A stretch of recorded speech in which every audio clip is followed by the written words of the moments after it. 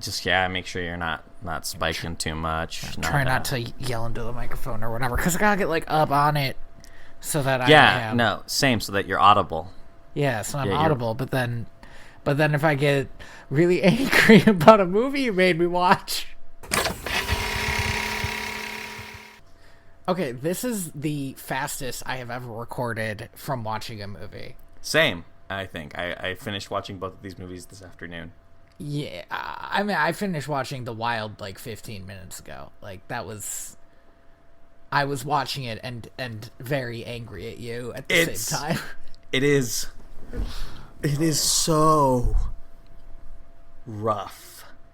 It is... Welcome to Direct to Video. VHS? A podcast where we talk about bullshit. And, like, fine wine. And fine wine. Oh my god. I'm so mad that these movies exist. Alright, so the movies we watched were Madagascar by DreamWorks Animation. No, wait. I know what you're thinking, listener. Oh, Madagascar, that's their bad movie this week. No. Is it though? It's if I was to label one of these two movies as our good movie, it has to be Madagascar, which is The Wild makes Madagascar look watchable. It makes Madagascar feel almost Oscar worthy.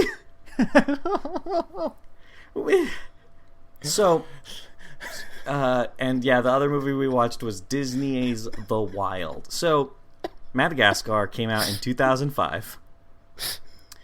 It had a budget of $75 million, and it had a box office of $532.7 million. It has had 3 sequels, as well as, I believe, 2 TV series. DreamWorks milked the shit out of this. DreamWorks. They like accidentally had a nice bunt with this movie. And just fucking went for it. Even though this was not, like, I don't know anybody who likes this movie as much as, this movie wasn't big like Shrek was, and Shrek was big for a while. And or like How to Train Your Dragon, which is like genuinely a good movie series. Yeah. But they fucking went for it with Madagascar. And there hasn't been a Madagascar movie in a while, I don't think, since 2012. No, 2014. Okay. So it's been a hot minute since we had a Madagascar film.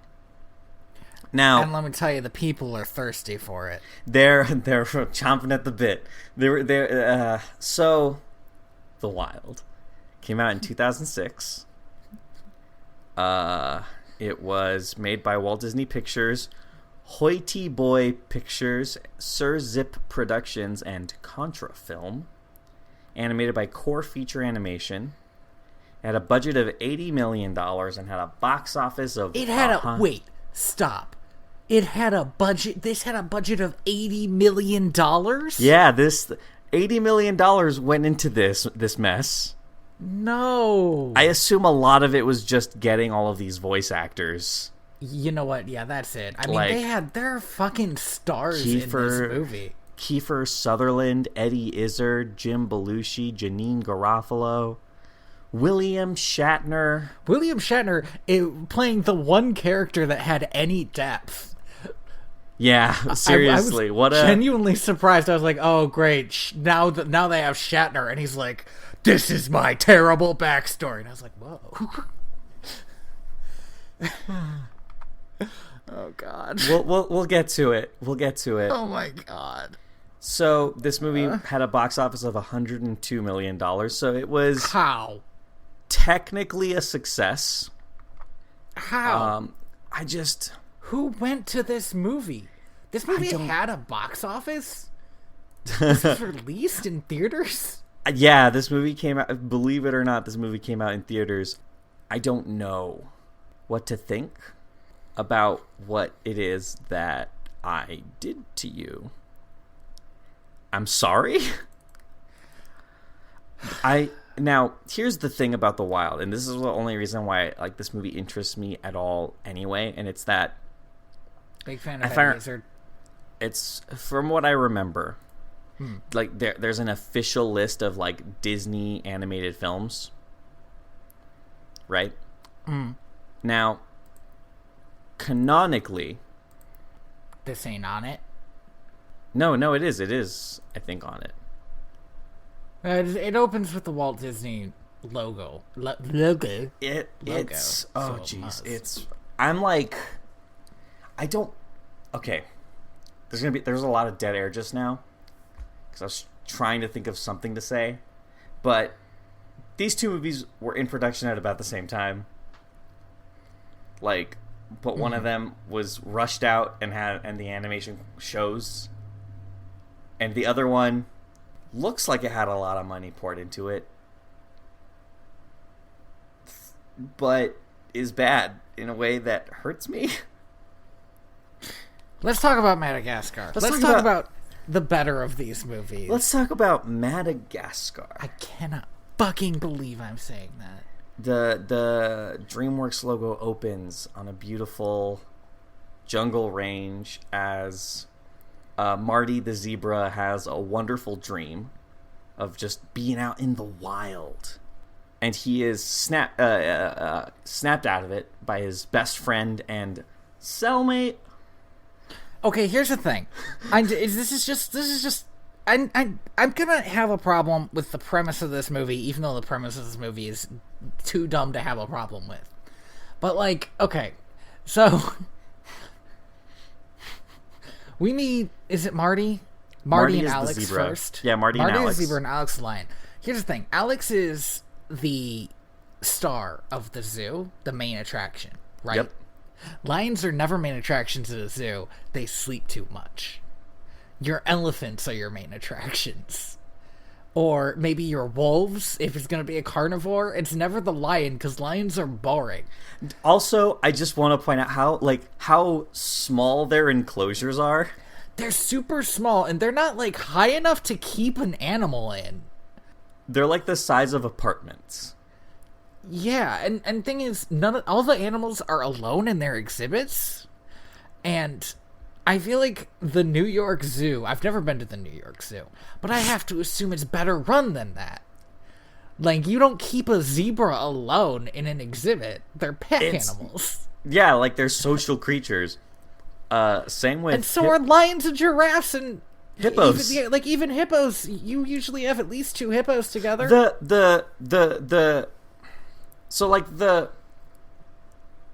Each of these characters is very much a stereotypical something. So, Alex the lion is this, like, very cocky, very, like, showbiz Elvis type, like, full of himself performer. He lives for the show. Alex dreams of, a life beyond that. I'm trying to remember the names of all these cast members. There's Gloria. She's the sassy black woman. Yeah. And Melman, who's the hypochondriac sad friend. Yeah. So we got ourselves a real Seinfeld here.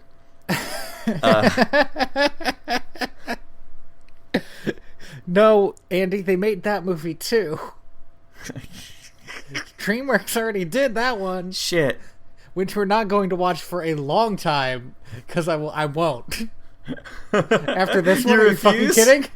Thankfully, there is, I was going to say there aren't really that many insect movies, but I can think of 2 other insect movies off the top of my head. I can, right now. Ants and A Bug's Life. Yeah. And those are the ones we're going to watch together, I think. Those are both better, yeah. I want to say something else, and this seems like such a stupid thing to bring up after I've seen The Wild, but, like, the animation in Madagascar is not great. It's not bad. Like, it's clearly done by people who are competent. Yeah, there's competence in the animation, like the framing. You have to remember also this is 2005. This is really early on in like this is only 10 years after Toy Story. Yeah, but like Toy Story did it really well, and 10 years later they can't match that. Well, this is only their what? Second, third. Yeah, third movie, right? But it definitely is not as good looking as Shrek. It's not bad. It's just the movie's like stylization really helps. Yeah, it's just that sometimes like the expressions or the animals' movements like really grate me. Yeah, they don't make any sense. There's a lot of like floating movements, a lot of lack of spatial awareness sometimes, and how the animals are framed versus how the background is. Yeah, it reminds me of I don't remember if we talked about this or it was just Reddit somewhere. Supposedly Entangled, everybody had to know how long Rapunzel's hair is so that they could like accurately depict it in every scene. Oh man! And I just don't think anybody was thinking about stuff like that with this movie. No, I think the animators what they were thinking of when they were making this movie is, ah, shit, I only have until Tuesday to get this scene done, and it's Monday. Yeah, this movie really feels like it was shot out. God, can I tell you what movies came out around this movie? Go for it. Because before Madagascar was Shark Tale. Oh no! And after Madagascar was Over the Hedge.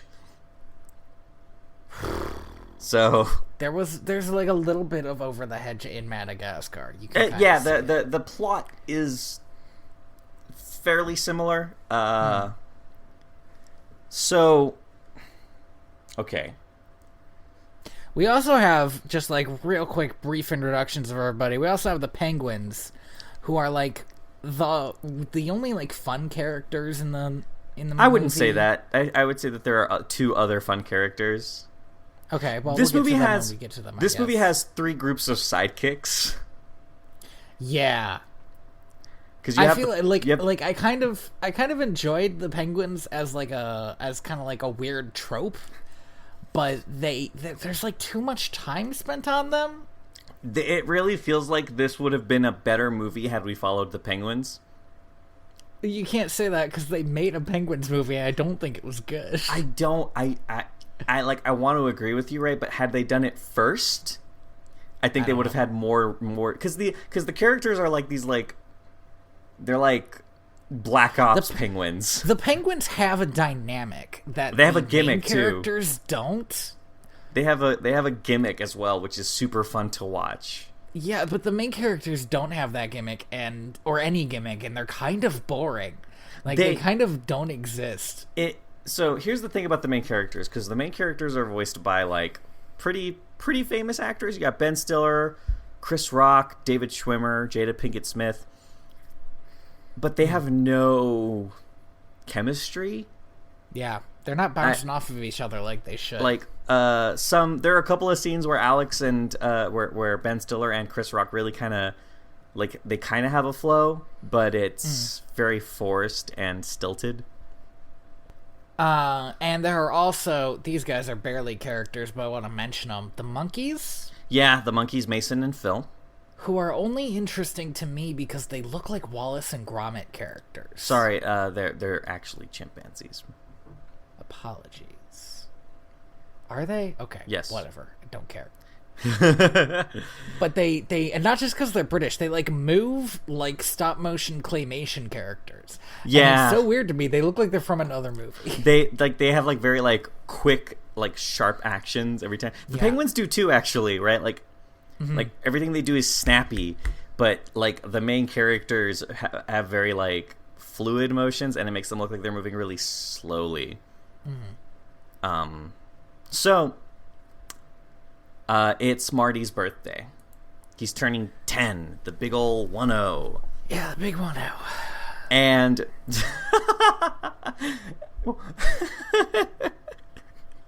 there's like no joke in this movie that you liked, huh?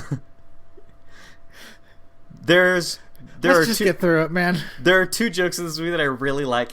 One of them is a joke that I occasionally still say. Entourage.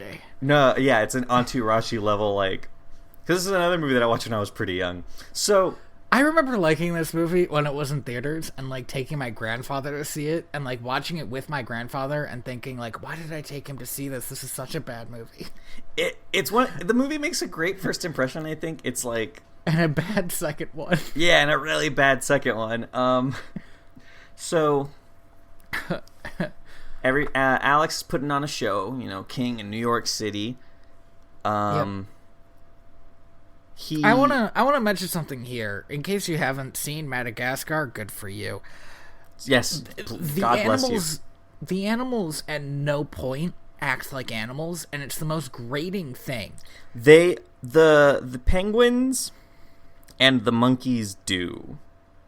Yes, the penguins go out of their way to pretend to be regular penguins, but like Alex and God, what's his fucking name? And Marty specifically are like just don't act like animals around humans, and humans just eat it up.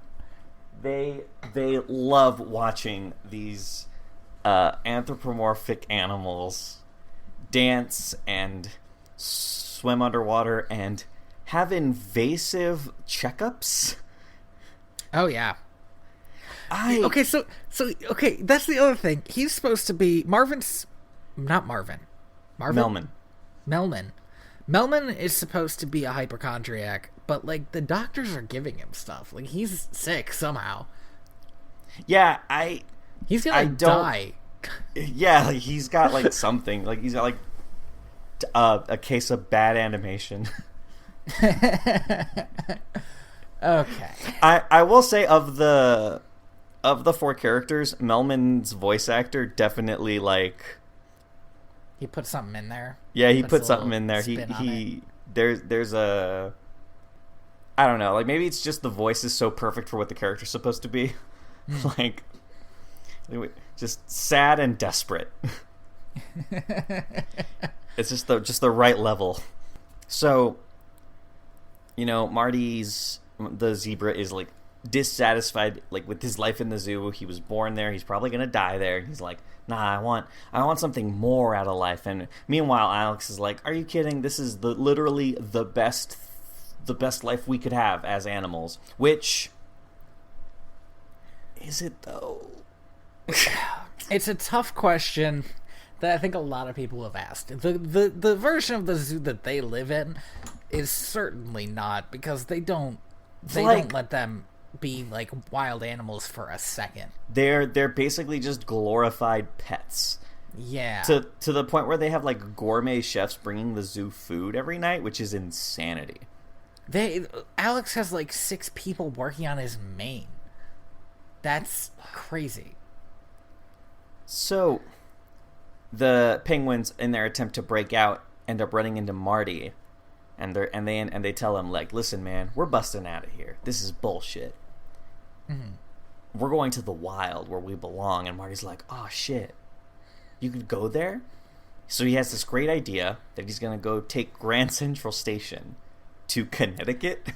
Here's the thing: Melman says this, which I find really interesting because it's never explained why Melman like knows how to get to Connecticut. Melman also just knows how to travel through New York City. Yes, nobody else does, but he does. Maybe I was gonna say might leave the zoo for checkups, but they have like giant MRIs in the zoo. I know that, so I don't know why. I do want to point out that there is a law in, I believe it's New York, that you aren't allowed to leave your giraffe tied to a lamppost. It's a good law. Is it though? It's not a bad law. Where else are you gonna tie up your giraffe if you need to like grab a quick coffee? To the fire hydrant? You could get somebody to watch them, Andy. Don't just leave your giraffe outside. Listen, it's a giraffe. It can take care of itself. Okay. They got a mean kick. It's true. It's true. Through both of these movies, I was like, when does the giraffe kick something? And never. It really bothered me. I do want to point out that we're going to get through a good chunk of this movie before anything resembling plot happens. It's so weird. That happens in both of them. And both of them half the movie in New York. And it's like, the whole point is that they leave New York. Yeah, like, it really makes me mad also that they have, like, both movies, like, have these, like, pretty modern pop songs.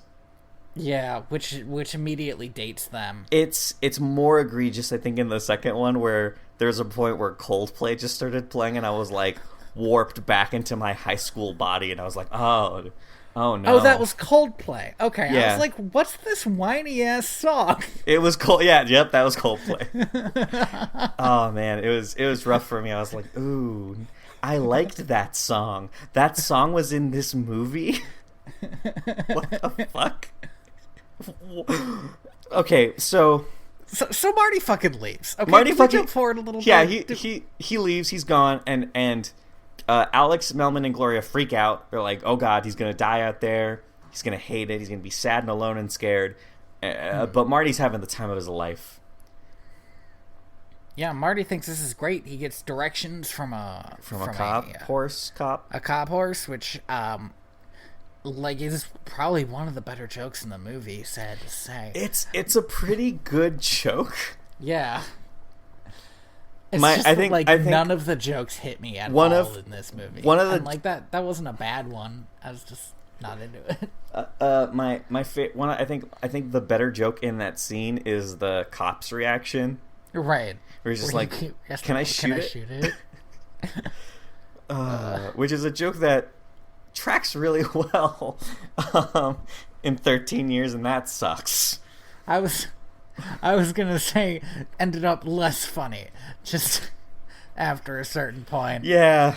Yeah. So Marty walks to Grand Central Station, but Alex, Melman, and Gloria take the train. Yep. Well, because we've established Melman knows how to get around New York. Yeah, Melman's just he knows the subway system. So they get in the train, and there's a scene earlier that makes this clear that when Alex dials a phone and tries to call the police to report Marty's missing, all the humans here is like roaring and stuff. Yeah, and but this is like the one nod the movie takes to say, okay, but these are actually just animals. Yeah, but everything else about spend so much time on like two legs. And, like, Alex can read the Knicks score, and it's... Yeah, like, and cares. Yeah. That's honestly kind of a timely reference. Is it? Okay. If you know anything about basketball. Yeah, the Golden State Warriors beating the Knicks. I think that's the thing that happened last season. But it would have been insane and really funny in 2005. Great. So, one of those things.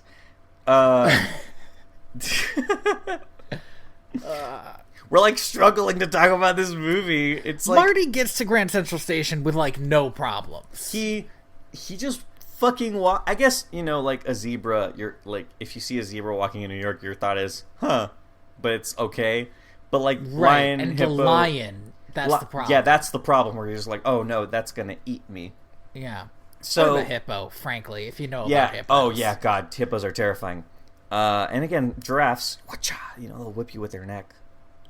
Just give you a good whip with their neck, and you'll just be like, oh no, got cut in half by a giraffe whip. Marty gets to Grand Central Station fine. When the others get to Grand Central Station, they start a panic. They are surrounded by like 1,000 police officers. There are so many police officers. It's like the end of Blues Brothers in here. Yeah, seriously, like there is a veritable army of police officers. They have like riot shields. It's crazy. And they throw this like poor animal control guy to trank these animals. Yeah. And Alex is like, "All right, I'm famous. I'm the famous one here. I'll do the talking." Scares the shit out of everyone because he's a lion. Yep. And then gets tranquilized. And then we get a weird kaleidoscope trip scene. Yeah, where they play Candyman. And they do that twice, and it wasn't funny either time. But in between, I want to mention this because this is a fucking weird reaction to animals getting loose. Their reaction to the animals getting out of the zoo isn't to, like, make the zoo better or more safe or something. They're like, we're just getting rid of these things. We're putting them back into Africa. And by the way, penguins don't live go in Kenya. There are penguins on the southern tip of Africa. I looked this up. Okay. The Kenya's not there. I looked up Kenyan wildlife preserves. There are no penguins. It's too fucking hot. Here's the other thing, right? Is shipping animals is a very stressful thing.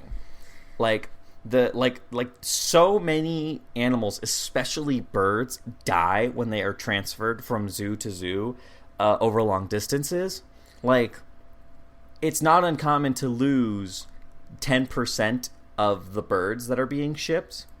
Jeez, that's such a high number. It's stress, like you're putting these animals through a lot of stress, and the boxes that these animals are in are so fucking small. Again, like the exhibits, they're very small. That they're I just was like shipping crates. Yeah, and I was getting like anxiety. Like, that's not enough room for an animal to live. The humans in this movie are dumb as fuck. They're grossly incompetent, and thankfully, after this point, pretty much non-existent. Right.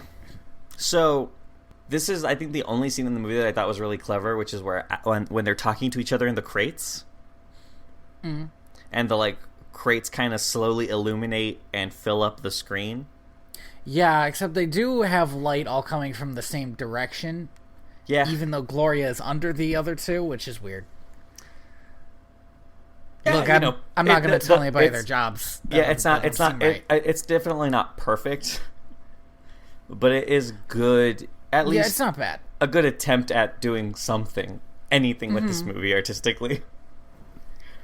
Yes, so, this is their one nod toward artistry, I feel like. Yeah, so Alex is really mad at Marty. Marty has ruined his life, put him on a crate. He's going to Africa. Well, no, he doesn't know that. He thinks he's being transferred. Oh, yeah, they think they're being transferred to another zoo. In fact, I decided I liked later when I thought about it more. I like Melman's dry delivery of San Diego. San Diego. Yeah, it's real good. More than I like the idea that they think they're in San Diego. I just like Melman's San delivery. Diego. Yeah. So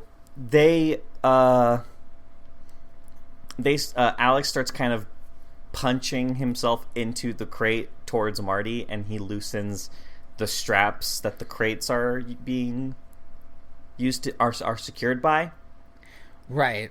But look, if you're shipping a lion, you should know how much they can break if they panic. Oh yeah. You should be able to we've established that these people don't know what they're doing. Meanwhile, the penguins are breaking out. Why the fuck did the penguins have to unlock the crate they were in if they fit through the holes? Because they got fat bellies, dude. They're penguins. Come on. They're bottom heavy. Don't judge them. I don't think... Don't fucking judge them, Andy. How dare you? No, it's fine. They're beautiful just the way they are. They're valid. Real penguins have curves. There it is. All right. They break out of their crate and I assume, just dispatch every human on that ship. They seem to they actually established later that they didn't kill them, but they did close. They do beat the ever-loving shit out of the captain. I do wonder how hard a penguin can hit. I don't think that hard. In fact, I don't think their flippers bend that way. Oh, man. All right, let's see. And when they take over the boat, they lose control of it and knock everybody else overboard, except the monkeys. The monkeys are... the monkeys are kind of chimps. Forgotten after this scene. They're seen at the end again. Which is when I saw them at the end, I was like, "Oh right, those were sidekicks. Right, they exist. They got dropped." Yes. Everybody ends up in the water. We follow Alex now, which is kind of a weird choice because he is an asshole, and it's weird that we're choosing him to follow. But here we are. And the thing that really gets me with the, like, at this point in the movie, we still haven't established, like Alex wants to stay living at the zoo. Marty wants to live in the wild. Right. But they both are still kind of on the whole thing. Like, Marty wasn't expecting to go live in the wild. He just wanted to go to Connecticut and come back in the morning. He literally wanted to go visit the wild. Yeah. Just to see how the other half lived. Okay. One of the things, I think I have this later in my notes, but one of the things I feel like I should mention is, like, this would be the exact same movie if they had made it to that Kenyan wildlife preserve. Why do they have the plot that they're being released into the wild if they are going to fall off the ship? Yeah, why not actually have them, like, supposed to be transferred? Because what they end up doing is they're like, where are the humans? Where are the people? And they would do the exact same thing on the freaking Kenyan wildlife. Yeah. So it's weird. Alex gets out of his box. Yeah. He wanders the desert for 40 days and 40 nights, desperately trying to find his friend. Yes. It's a beach. He finds Melman first. And then Gloria. And Marty shows up riding some dolphins, which is dumb. It's pretty dumb.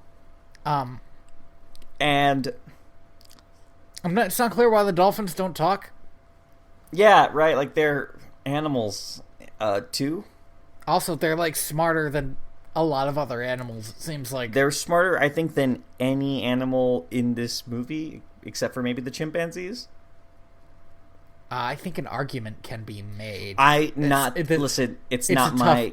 I said it's a tough maybe. thing to measure. Yeah, I said maybe, and there is no, like, measurement of intelligence that makes any sense anyway. So. Right, it's very hard. If you have any complaints, come at me, but I don't care.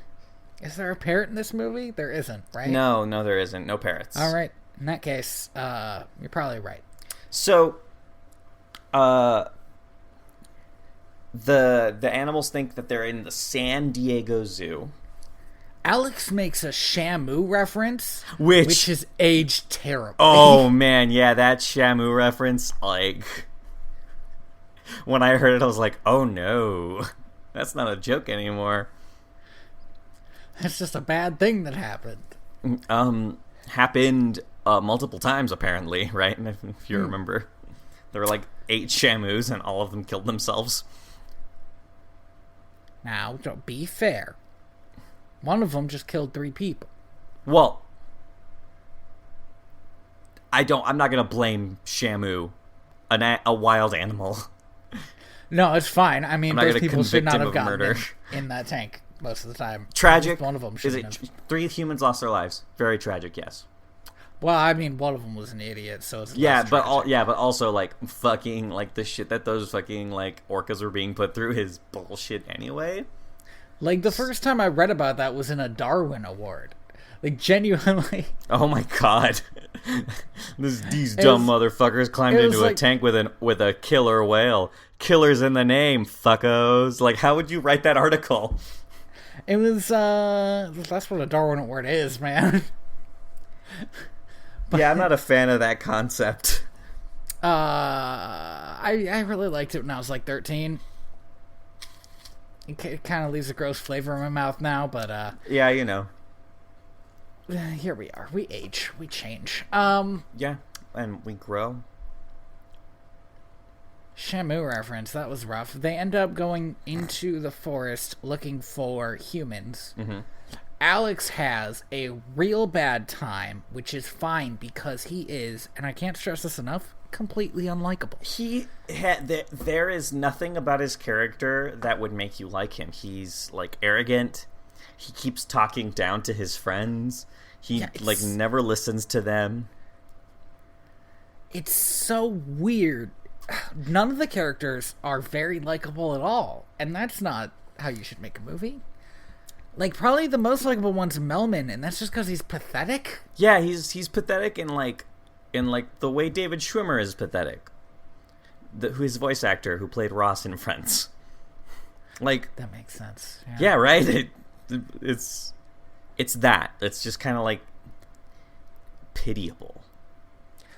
Let's talk about the most obnoxious characters of the early 2000s. My favorite characters of the early 2000s. That's... I would call them proto-minions-esque. Yeah, that's fair, probably. But definitely, in my opinion, more approachable. So these fucking lemurs. Yeah. Here's my biggest problem with these them. Sabuma Fu ass looking ass motherfuckers. Okay, well that's a big problem because the Sabuma Fu was great and these lemurs fucking blow. I think they're all right. Here's my big problem. I would not have had such a big problem with the lemurs if it weren't for this song. Because goddamn, I wish this song wasn't so bad and simultaneously so easy for children to repeat verbatim. Oh, okay. I see what you mean. Yes. Boy, do I wish it was a complicated song. Yeah, you know what? I remember 2005 and 2006 when everybody was singing this song who was 5. Yeah. Those kids are adults now.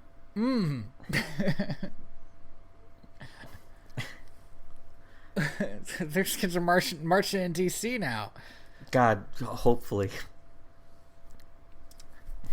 You started off singing "I like to move it," and now we're here protesting Washington, the capital of our nation. Movement.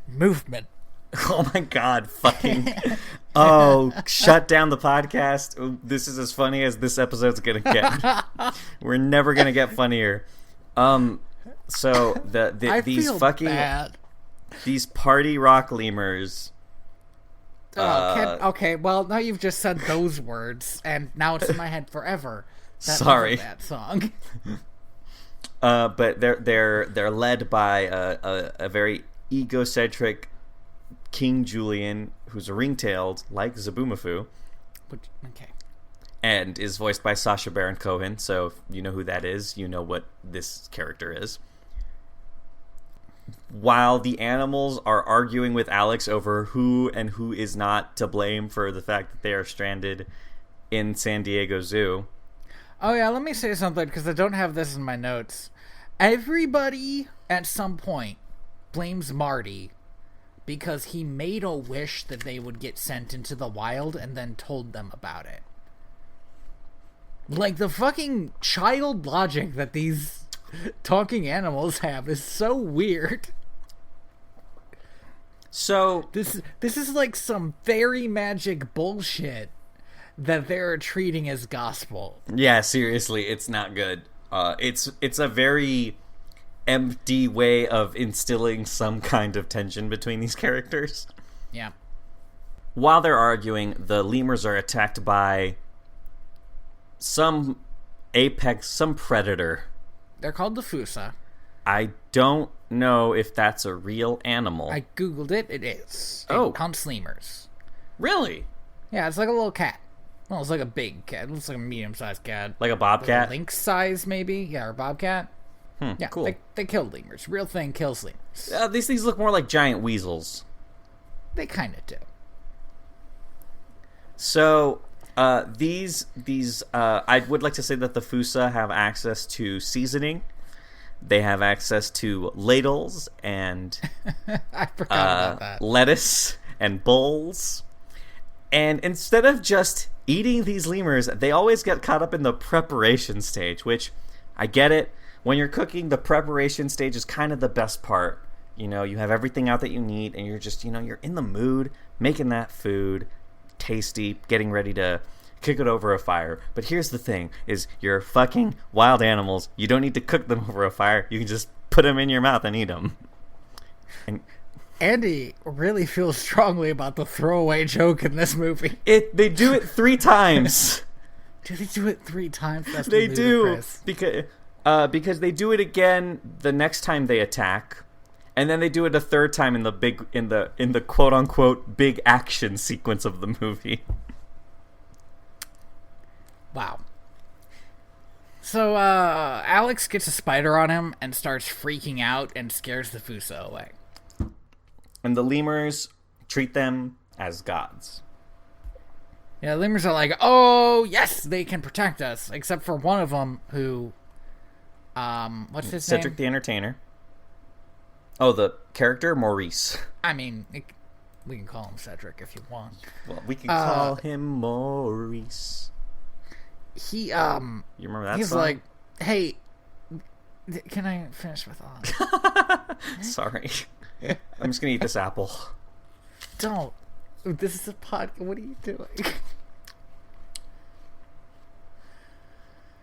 This podcast belongs to the trash fire. These movies belong in a trash fire, and I picked them too. I feel Maurice so fucking is bad. Maurice is like, you know what? Maybe the Fusa are scared of. They call him Mr. Alex. Yeah. Maybe the Fusa are scared of Mr. Alex because he's scarier than the Fusa. Maybe he's Everybody else is like, worst predator. Is fine. But here's the thing, he's right. He's right. Meanwhile, the others, having discovered they're in the wild, have decided to not stay with the creatures who know what they're doing, but to go back to the beach and, like, rough it. Yeah, they argue some more. No, wait, they find out they're in the wild at this point, I think. Yeah, no. They find out from the lemurs they're in the wild. I was jumping forward a little bit to them going back to the beach. Yeah, and Alex is of the mind that they should just try to call for help so that when people come near, they'll know that they need to be saved.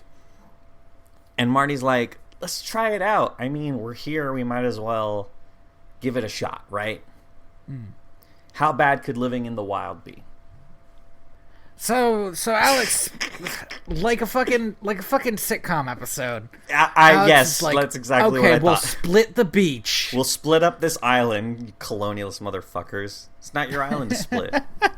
Your guests. So yeah, they split the island in half. And Alex is like, well, this will be the side where we want to go home. That'll be the side where you do whatever the dipshit bullshit you want to do, stupid zebra. And there's Alex makes a tiki bar. What do you call it? No, not until later, because I wanted to jump in with this unasked for and unappreciated Planet of the Apes reference. Oh right, he makes a Statue of Liberty. Yeah. And then Melvin starts a fire, realizes he's on fire, and then burns it down. Yeah. And then, yeah. Then like you guys have seen Planet of the Apes, right? Or at least you know that scene from Planet of the Apes. He does that. Yeah. He does the Planet of the Apes thing. I definitely think maybe like we should somehow put that scene in here so that they know what we're talking about. Planet of the Apes is an old he does the movie. Humaniacs. You Planet blew of the it Apes up. is He does such that an scene. Old movie, dude. Like, it's an old movie, but like people have seen the stuff that references it. They've seen The Simpsons. I know. They've I seen feel like, Madagascar. Dude, that movie is so old. People forget Mark Wahlberg was in it, and that's the newer one. Andy, I obviously wasn't talking about that one. Then you're talking about the one that came out in the 60s. Yeah, that's the one I saw. It's complete bullshit. It's hilarious. No one's seen that movie, Tony. Andy, you are asking to do a Planet of the Apes episode. People who were alive in the 60s didn't watch that movie. Andy, everybody saw that movie when it came out. No. The movie's bad and dumb. Yeah, it's bad and dumb. Everybody saw it. And it's really weird that the new of the Apes movies are kind of really good in weird ways. Andy, can we get to the tiki bar? Can we just... I don't want to talk about Planet of the Apes. I'm sure we'll do it at some point now that it's been brought up. Fuck, dude.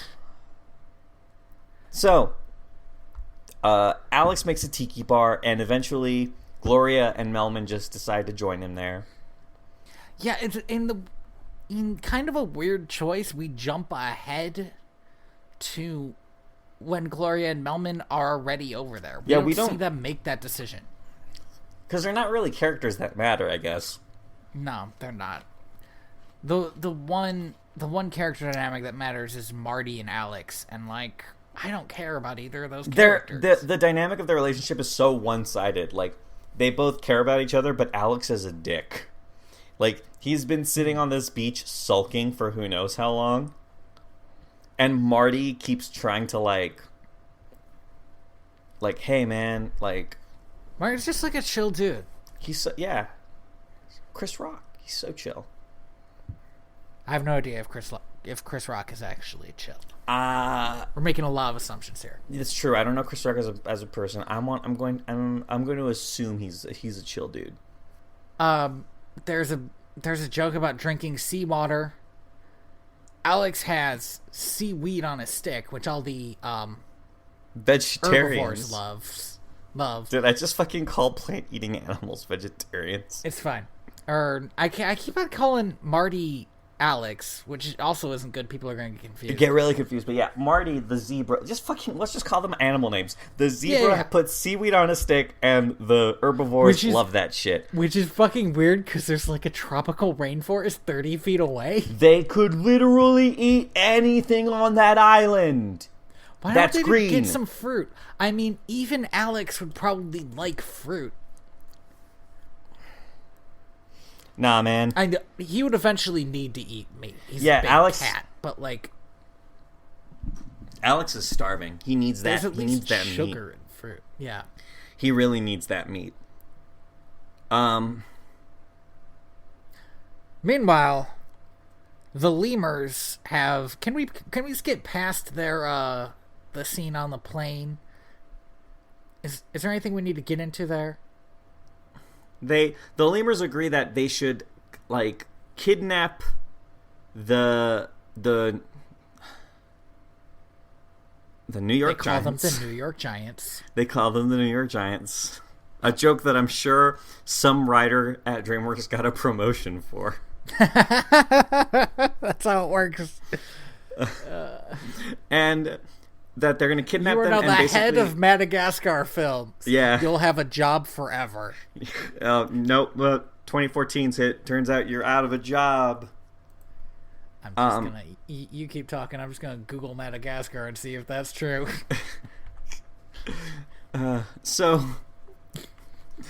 they're going to kidnap the New York Giants, and they're going to coerce them into basically being their muscle and keeping the Fusa out of their lives for good. Cutting back to the beach, the four stranded friends have decided to hit the hay for May 18th, 2018. Fuck you. Yep. That's not even today. That's after now. Wait, that can't... Okay, no, it says plot is unknown. This must have been canceled. Fuck you, there's making a new one. They pulled it from the release due to recent financial troubles. Uh-oh. Oh, man, is DreamWorks Animation going down under? They shouldn't be. Like I said, they do have, like, a very good film franchise that my niece absolutely loves. The Boss Baby. No. Andy. Kung Fu Panda. That's an okay film franchise, I think. Monsters vs. Aliens. Now, I heard that was bad, which is weird because it's like one of the better animated DreamWorks movies that I've seen commercials for. Trolls. No, that's the McElroy brothers who are into that one. Oh, right, sorry. Captain Underpants. The Croods. I used to read Captain Underpants, and it kind of made me want to see that movie and kind of not. I know which one. Turbo, the one with the snails that race. Yeah, the one that was on Netflix like a day after it was in the theaters because they realized nobody was gonna pay to see it. So I have a choice anachronism about Turbo, which is that because Turbo came out in 2013, which is when I started college. The theater in the town where I go to college closed that year, but they left all the posters up. So I got to, like, over the passage of the last 5 years, watch this turbo sign slowly get more and more sun-bleached, constantly reminded of its existence whenever I was in that part of town, until the theater was reopened last year. And I desperately wanted, while they were, like, starting construction, to steal that poster and burn it with my bare fucking hands to ensure its demise. Hang it in your room forever. That poster, like the only reason I know what Turbo is to this day is because of that fucking poster haunting my living in. Like, every time I saw it, I'd be like, man, Turbo, what a dumb idea for a movie. All right. Did we get to the lemurs kidnapping them? The lemurs kidnap them. The lemurs kidnap them. They're like, this is paradise. And it's like a field and a lake. So this is a thing that this is a thing that the movie skips that I think is, again, another better plot or better thing to have watched, which is it looks like the lemurs dug under the sleeping animals, put, like, planks and supports, and then lifted them out of the ground, and I assume rolled them into the middle of the jungle. Yep. Which is a super great, Egyptians would be proud plan to move things that are heavier than you. Why not show that to us? Because we need to get to this very important scene where Alex is, like, clearly losing his grip and nobody fucking cares. He is losing his mind. This is like a Winnie the Pooh imagining his friends as honey thing. Like, everything around him is becoming steak, which... God, remember that Winnie the Pooh movie that was actually good? Yeah, God. Remember good movies? I'm starting to forget what good movies are. Like, I've been thinking all week, like, what movie do I pick to get back at you with, and I might have to just pick a good one to spare myself. Yeah, to give yourself a moment of sanity. I need the reprieve. This movie is such nothing, and it's fine. If you're gonna put it on to, like, make kids shut up and sing a song for the rest of your fucking life, go for it. But, you know, maybe put on Winnie the Pooh for them instead. Yeah, the one with Craig Ferguson. It's like so a really clever Winnie the Pooh adaptation. Wouldn't you like your children to sing the Baxen song? Oh, it's such a good song, and Craig Ferguson sings it. We can't keep talking about better movies. But we're going to, because this, like, oh man, wait until we get to the next one, which I think we're just gonna yell for an hour and call it content. So Marty kind of gets Alex to open up to his true predator, which was a bad move. He was like, you gotta really get in touch with your wild side. And I guess none of them read the plaques that are in front of their own exhibits. Because, like, traditionally, lions eat zebras. Alex doesn't know that steak comes from animals, seems like. Yeah. I want to go earlier, because there is an earlier scene that we did kind of skip over, which is Alex has a weird steak dream where it's raining steak, and he's, like, making steak angels. And then he wakes up and he's licking Marty's butt. And there's a dumb joke in this movie where Marty doesn't know if he's white with black stripes or black with white stripes. He's white with black stripes. His stomach is white. End of discussion. But his back is black. What? But his back is black. No, those are just stripes. Black stripes on white. Are you fucking... like, dude? My guy? Look, man. So what? I just believe in the philosophy that is wondering if a zebra is white with black stripes or black with white stripes. It depends on the zebra.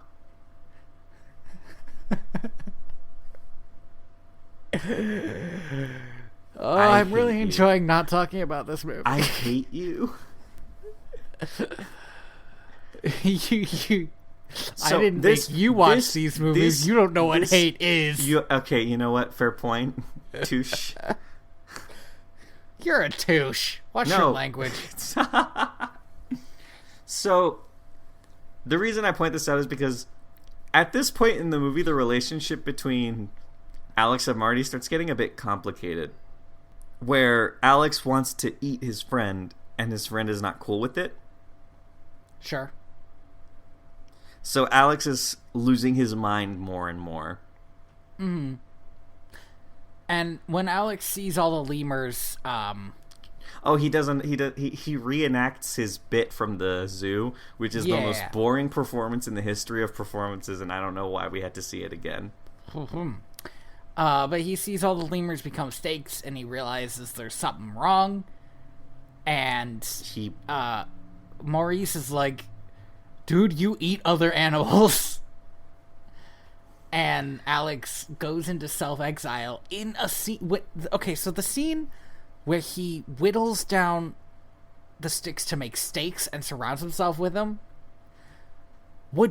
could be like a really good, powerful scene. If I cared about Alex at fucking all. Ben Stiller puts in a performance in these scenes where he's just like, I'm a monster. He's really doing like a full like Frankenstein's creation kind of thing. Like, don't look at me. Like, and it's like Ben Stiller. Like too little, too late. Yeah, Ben Stiller. I'm sorry, but your character is a dick. Yeah. And then so meanwhile the penguins were in Antarctica, and they didn't like it, so they left. Which is like a good throwaway joke. I honestly I just loved the singular line. It's just, this sucks. And that's it. So anyway, the boat is on its way back, and Marty and Gloria and them see the boat and try to get its attention. Right, because now even Marty wants to go back to... They go through like a montage of watching cute things get eaten. Yeah. Which you know what? I didn't think about that, but I guess that's not really resolved. The fact that everything else eats everything else, not just Alex. Yeah, like there's a part where an alligator eats a little duck, and that was such a raw fucking thing that happened in this children's movie that I laughed my ass off.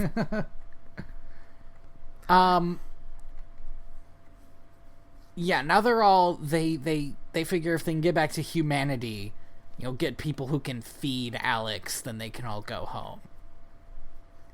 So, but Marty decides to go get Alex by himself, without realizing that there aren't people there. There are 4 penguins. So here's the thing: of the three friends here, we have a hippopotamus, a zebra, and a giraffe. 2 of those animals we know can kick lion ass. Could fight a lion if it came to that, yes. And win. It's never... So that's the thing. It's never a stab... That's something that they never play with in either of these movies. The idea that some animals, despite being prey animals, are a match for certain predators. Well, I don't know. I feel like the next movie kind of sort of touches it in a creepy way. Thing a little. But like... And the wildebeest thing, yeah. But like in this movie, there should be a scene where like Gloria has to hold Alex back or something. Yeah, which she could. She's a hippopotamus. She is shown many times as being very strong. Yeah, and that doesn't come to a head at all. If none of the listeners have ever seen a YouTube video of a hippopotamus charging anything, try to find one that doesn't involve somebody dying. It's terrifying. Hippos are scary. They have like so many teeth, and they're really big, and they could eat a man whole. So the penguins show up. And Gloria and Melvin tell them what happened, and the penguins are like down for a suicide mission, which is interesting to me. I think these penguins have a death wish. Like, that's probably it. When they got what they wanted, they were bored. But they need the high intensity. Yeah. But the act of digging out of the zoo was exciting. That's the thing. Yeah, exactly. Like they're in a real like they're itching to get back into prison to break out again. Mm-hmm. They're in it for the thrill. I don't know who the voice of like head honcho penguin is, but he has such a good voice. I wanted to look it up and then I stopped wanting to look it up. The temptation hit you, but only for a moment. I was filled with a powerful and brief curiosity. Well, let's find out. I don't care. Tom McGrath. McGruff? Crime Dog? Oh my god. No. That's okay, I've never seen it. You've never seen McGruff the Crime Dog? No, I don't think so. Character that exists only in commercials? Yeah, I don't think so. Wasn't he, it's like Cookie Crisp, right? Or is that something else? Cookie Crisp? No, McGruff the Crime Dog is the take a bite out of crime. Like, kids, be safe. Oh, yeah. I was getting them mixed up with the criminal dog in the Cookie Crisp commercials. Yeah, no, that dog is a criminal. McGruff is the cops. It's the cop, right? So you know which. We trust Cookie Crisp, dog. We don't trust McGruff. Andy, what the hell are we talking about? It's this fucking movie about animals. So Alex gets attacked by the Fusa, and No, Marty. Alex is still the lion. Alex is still a lion. Marty, Look, here's the thing who about is these still characters. a zebra, is there no one. There's nobody, and you gotta believe me, guys. Also, I looked this up. At this point, I looked up Fusa, and a Fusa cannot and would not try to hunt a zebra, much less a hippo. I mean, come on. But they do, and Marty is in trouble. He runs into the hippo and the giraffe, and they're like, "All right, now we're gonna keep running." And then the penguins join in, and they start beating up some Fusa. Yeah, they do pretty well, but like, there's a lot of Fusa. They're outnumbered, outgunned, outmatched. Pop, pop, pop, pop, pop. Then Alex shows up and he pretends. Who's that? Yes. Wait, give me a sec. Mm-hmm. No, I'm trying to remember the lyrics. Give me a second. Oh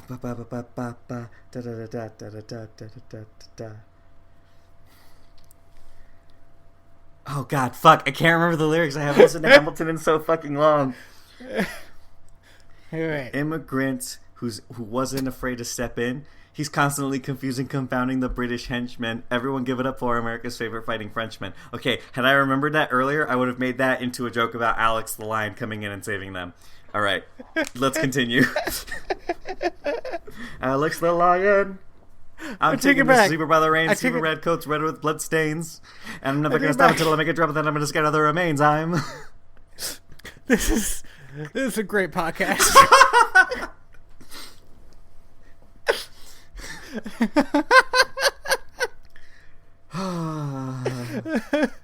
Okay. So they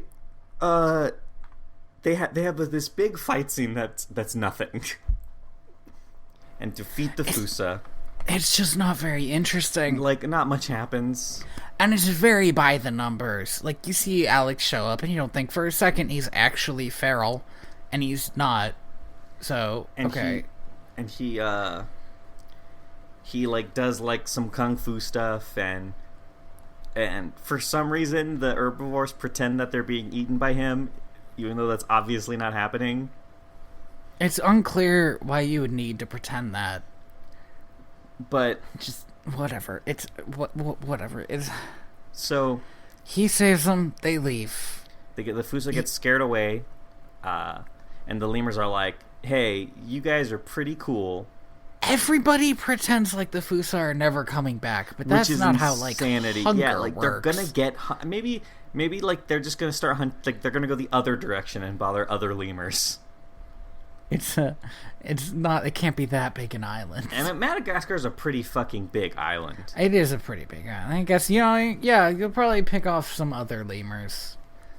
So that's somebody else's problem, I guess. They throw a big party. The penguins give him sushi, which is a dumb joke. Well, it's a dumb joke, but it's like clearly they needed him to eat something so they could wrap up the damn movie. And I guess fish, unlike other animals, aren't sentient. The spider was sentient, so the fish must also be sentient. They feed him some fish, and he's like, "I'm down to climb with some fish." Mm-hmm. They throw a big party, and then they leave. Except they don't. Yeah, in the best callback in the movie, certainly, the penguins say, just smile and wave, and it ends on them doing that while the boat is not leaving because it's out of gas. Because they've used all the gas. Yeah. So this was a bad movie. Or at least I thought so, right? Like I watched this movie and I was like, man, this movie's really bad. And this movie, the problem with this movie is there's not much there. It's competent. That's the thing. At the end of the day, some people who knew how to make a movie got together with a script that just wasn't that great. Oh, jeez. Do you know what came out? And that's it. Do you know what came out when this movie came out? I don't want to talk about it. What? Star Wars Episode 3, Revenge of the Sith. Look at the competition, though. That's why Madagascar sold tickets, huh? Oh, man. What were they up against? They were also up against The Longest Yard, which I assume is a football movie, or a movie about measuring things. Is that the football movie that's about prison football? Probably. Huh. I'm not going to check. That's fine. It would be really cool if it was a movie about measuring things, though. That sounds... It was about the huge fight to change Europe to the metric standard. So we're going to talk about The Wild, or... Listen. I'm going to finish eating this apple. That's fair. Are you going to eat the core? Yeah. Oh, cool. It's a perfectly good part of the apple. Well, it has arsenic in it, but fine. I'd have to eat like 30 apples in a day for that to matter. I'm just saying. You say perfectly good. I'm giving you the drawbacks.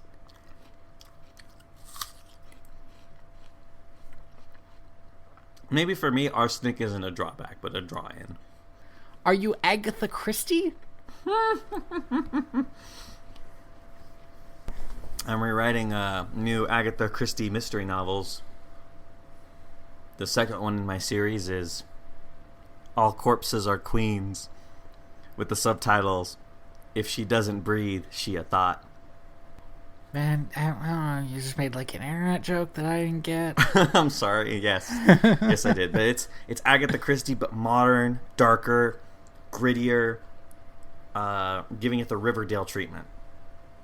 Okay, Agatha Christie was dark and gritty. She wrote murder mysteries. Yeah, but like, I'm gonna make her like even darker and edgier. You ever read the short story that was about a family who killed each other? Yeah, but this time they're gonna do it while wearing Hot Topic clothing. There it is. There we go. I've learned from living with a 13-year-old girl that Hot Topic clothing is mostly just like Disney stuff, but like in black. And I don't know. I don't know if that qualifies as like goth or whatever. As long as it's black, it can qualify as goth. That's fair. So you can have pop goths and athleta goths, Visigoths. There's no such thing as an athleta. Nice. Forget my thing. Visigoths. Quality joke. Oh man, you know what I don't want to talk about? Is it The Wild? It's The Wild. Cool. Fuck this movie. Fair. Look, at the very beginning, let's talk about the very beginning of this movie. All right. Because it opens on the Disney castle, and I cannot fucking believe Disney put their name on this. I cannot believe that this movie wasn't released by like a subsidiary of Disney. Yeah, I cannot believe that this movie, that nobody like saw this movie, like somebody put this movie in a theater and they were like, you know what? We can afford to lose this $80 million. Okay, so it opens on what is clearly a dad telling his son a story, and it's Kiefer Sutherland, by the way, which is like good voice for telling a story. It opens with the strongest piece of animation in the entire film. God, the animation in this sequence is so stylized. It doesn't make sense. Like, it's so, especially compared to the rest of the movie, it's fucking beautiful. But even if I wasn't watching a movie that was mostly bullshit, like all the shadows and coloring are so much better than the character design. That's the thing, right? Is like the backgrounds of this movie are really good. It's just they like if there were no characters in those backgrounds, they would make like really nice wallpapers on a computer screen. But the animals themselves are like simultaneously like not anthropomorphized enough, and too anthropomorphized, and they're so detailed. Yeah. But not all the animals have that level of detail. Like, we see some dogs, and oh man, oh boy, dogs. Oh man, so it tells a story about like roaring at wildebeest, and man, this is gonna set up the main father-son issue with this movie, which is the kid can't roar. And yeah, his son's 11 years old, which is pretty fucking old for an animal. That's actually, now that you mention it, that's really old for a lion. Like, I'm pretty sure a lion's full grown at like 3. Yeah, like the last movie like pointed out that Marty was turning 10 and he was halfway through his life. Yeah, and that's in a zoo where they live longer. So this already is not as well researched as Madagascar. Let me just Google this real quick. Adult lions are between the age of 3 and 8. Jesus fucking Christ. Yeah.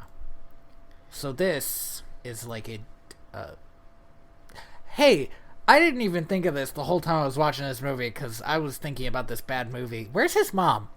I assume she's dead. Okay. Tragic, I know. It is tragic and never touched upon. How many movies have a father-son relationship in Disney canon? Very few. Because if this is the only one, I'm gonna riot. I'm gonna storm Disney's offices and demand something better. Well, we did talk about one already. We talked about Treasure Planet. That's not really a father-son dynamic. It's like a father figure thing. I mean, like a father-son. All right. There's another one, but you're not gonna like it. There's 2 other ones. Aha. Okay. I speak incorrectly. All right. There is one that did make it to theaters, and that's Chicken Little. Fuck you. I told you weren't going to like it. All right, what's the other one? The other one's Bambi 2. Which is about being a single dad of a deer. So I'm pretty down with that. Bambi 2 is like the God of War 4 of Disney sequels. That was a bug wild thing for you to say because I do not understand that reference. It's really fucking. Let me tell you what. It's like on the pulse, the zeitgeist. Because God of War 4 came out yesterday. Star Wars. That doesn't count. No. Technically a Disney movie. No. Okay, wait. No, okay, but no. It needs to be animated. I'm talking Disney, mainline Disney. All right. Something that Disney slapped their name on that's not Lucasfilms, not Pixar, not Marvel, Disney. All right, look, we'll just pull up Disney animated features. A Goofy for movie. A second. Yes, the Goofy movie. All right. Actually, yeah. Which is really good. Pinocchio. Acceptable. I'll take it. Yeah, the argument can be made. Yes. 101 Dalmatians. You're right. It's not really a father-son thing, but there's a father trying to rescue his kids. Like, there's a father in a lot of these movies. That doesn't really mean much. There is not a father in a lot of these movies. A father, yeah. It's more like a father and his 6 sons and 6 daughters situation. How about Hercules? Or no, wait, there's 15 of them. And three non-binary. How about Hercules. Hercules, yes. is about trying to, like, earn the respect of your father. Hercules is a very Superman story, but I'll take it. Man, we really don't want to talk about this movie, do we? We haven't even started it. Like, we're still I'm looking at the rainbow thing that Disney does. We're still there at that intro castle. Oh well, that one doesn't count. That's Pixar. Which one? I was looking up animated Disney movies, and Finding Nemo came up. You know, Finding Nemo is a really good father-son movie, but that is Pixar. It is. But I'll take it. We have to go back to shitting on this movie at some point, Tony. We can't avoid our fate forever. I really don't. I'm just looking at pictures of movies we might have watched in a better world. You know, we watched Tony. This movie is 82 minutes long. And if we do not at least talk about this movie for 30 minutes, I'm gonna commit seppuku. Andy, I have so many bullshit notes on how bad this movie is. So bad. So we get this really stylized, almost beautiful scene. I would say it's of a lion roaring at a giant wildebeest, and then we like see our first scene of, like, actually Samson and his son, and boy are they ugly. Oh yeah, they're not pretty creatures. And there's a lot of that. The thing I'll say about this that almost would make it better than the last movie is that this movie makes more of an effort to make them look like animals, so that it's less weird when, like, they're not acting like animals when humans aren't around. Like, Alex would dance on 2 legs. Yeah. And, like, why were people okay with that? You have to remember, though, that in this movie, the lion in this movie does that at the end as well. Right, but without people around. I will say. And, man, can we not talk about that scene until we need to? Boy. So we meet Samson, and then we meet, gonna check IMDb Benny. real quick. Benny. He's a squirrel. And look, guys, listeners, Andy, I never in my life thought I would say Jim Belushi is wasted in this movie. Jim Belushi? But Jim Belushi is wasted in this fucking movie. Wasted in this movie. He also, this movie, like, really steers into the skid that is interspecies romance. Oh my God. And interspecies sexual harassment. There's a squirrel giraffe romance. Fuck this goddamn movie. This movie, like, that was the first moment I was like, this is a trash fire. This is garbage. So the romance, the romantic interest is quote unquote, because these two have no chemistry. Have no connection. It's just Benny is constantly hitting on Bridget, who is a giraffe played by Janine Garofalo. Who is, again, utterly... Everybody, except arguably William Shatner, is completely wasted in this movie. William Shatner gets the craziest over-the-top character. And it's kind of awesome. That's kind of amazing. In a way that this movie doesn't deserve. It's a garbage fire. I do want to ask, do you think Janine Garofalo was picked because her last name sounds like Girafalo? Yes. Next question. So then there's their friend Larry, who's a dumb snake anaconda. I forgot. I keep forgetting Larry exists. He's used He's the more character often as a that talks prop. like this. Yeah. And that's Richard Kind. And then we have what I didn't expect to be my least favorite character in this movie. Honest, like, I really like Eddie Izzard. Same. What? Like, Why is Nigel, like, so boring and kind of infuriating? Nigel exists literally to make bad jokes, be the butt of bad jokes, and then for some reason become a villain for a short time. Listen, that was my favorite part, when I entertained the notion that he might actually turn on everybody else. Oh, that would have been a much better movie. And I was like, what if he really wants to be a god? And then they throw him into a volcano and he dies, and I don't have to hear stupid fucking everything.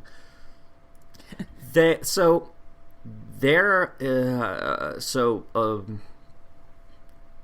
little lion, Ryan.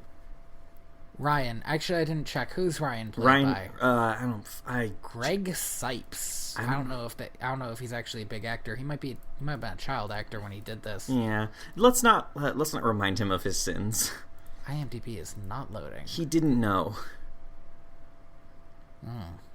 He has some ridiculous hair right now.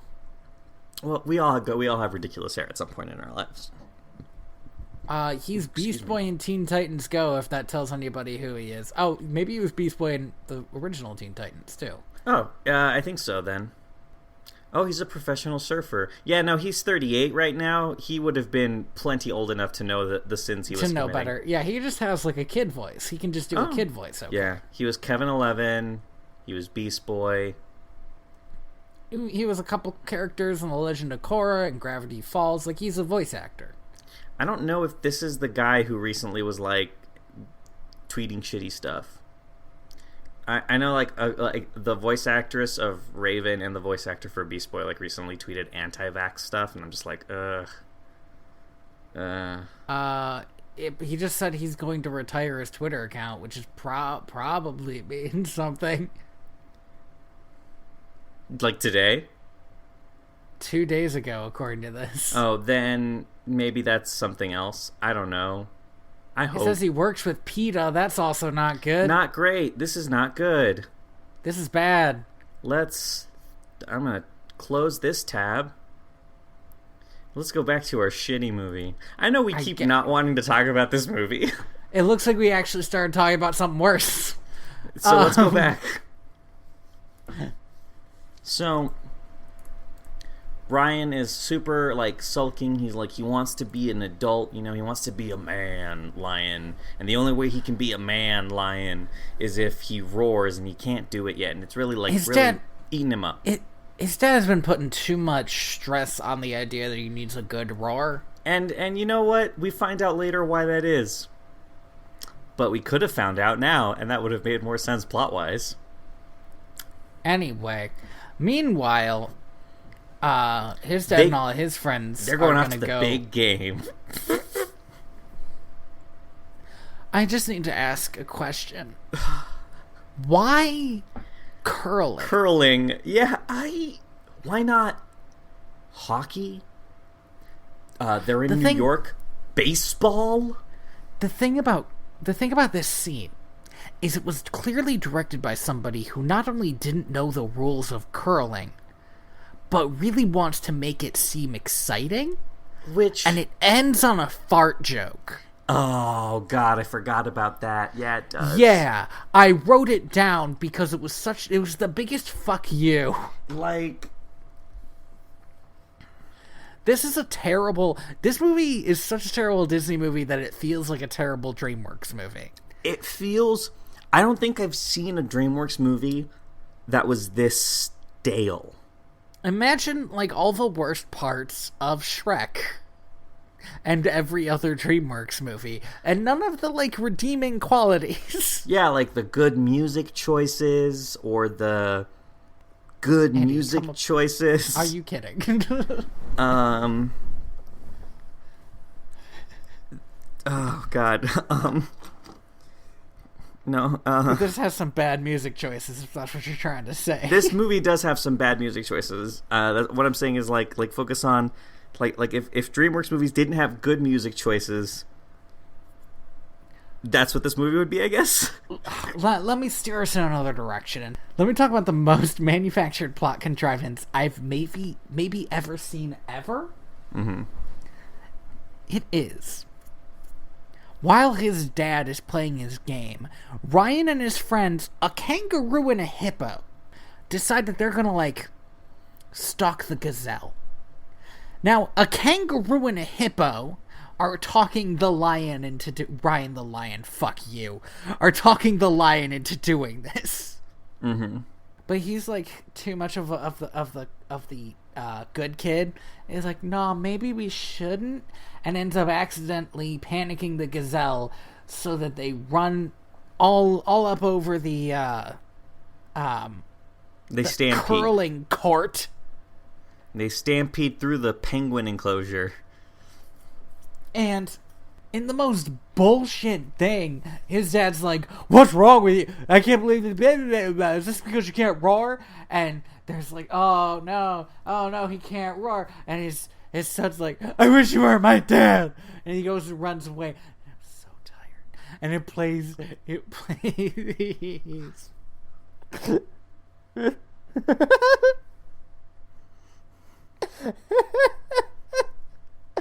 What a bad movie. It plays this Coldplay song. No, that's not a Coldplay. This is a different song. This is the like whiniest piece of trash song I've ever heard. This is Good Enough by Lifehouse. Oh, Lifehouse. Yeah, Lifehouse. All right. And it's just like, look, this is some fucking like Hollister brand bullshit.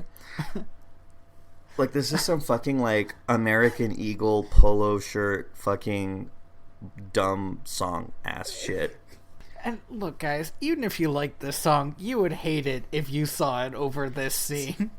It's so dumb and bad. This scene with absolutely no emotional resonance. And like, fucking, what a terrible father this fucking line is. He comes back to his pen and his son isn't there, and he's like, oh yeah, he just needs to cool off. No, he needs to like be back in his pen, fucker. You can't just lose a lion. But Ryan's done it again. He's snuck off, and he's like, you know what? I'm gonna go to the wild. If I go to the wild, I'm gonna learn how to roar. And he gets inside this green crate, which were established earlier, take you to the wild. Mm-hmm. Which is, here's the thing about this. The plot contrivance with the animals actually leaving the zoo is much stronger in this movie than in Madagascar. Yeah. The adult animals have a reason for leaving the zoo that isn't stupid. Mm-hmm. And Ryan leaves the zoo because there's such an easy way to do it. Like, he does it accidentally.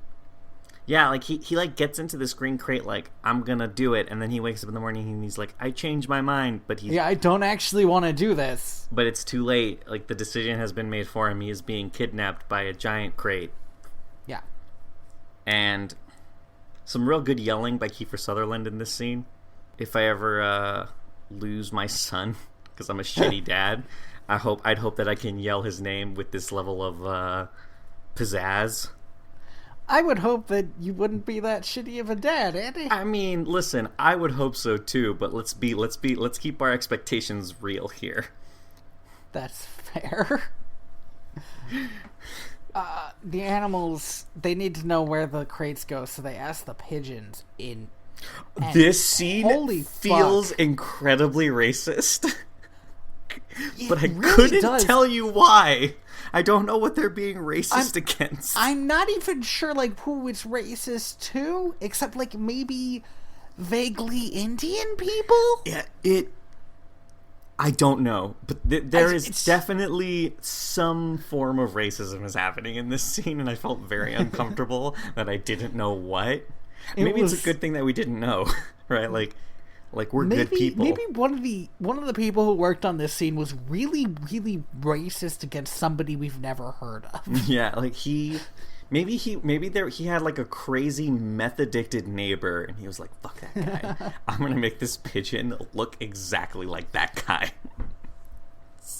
And maybe that's what it is. And there's like dance, because there's like a crazy coked out pigeon, but there's also these like dancing pigeons and like vaguely oriental music, but maybe not.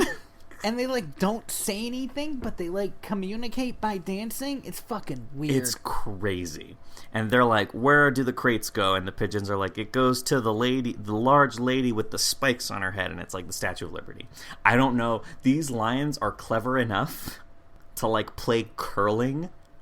It's weird. It's weird that they don't know what the Statue of Liberty is. And they know that they're in New York.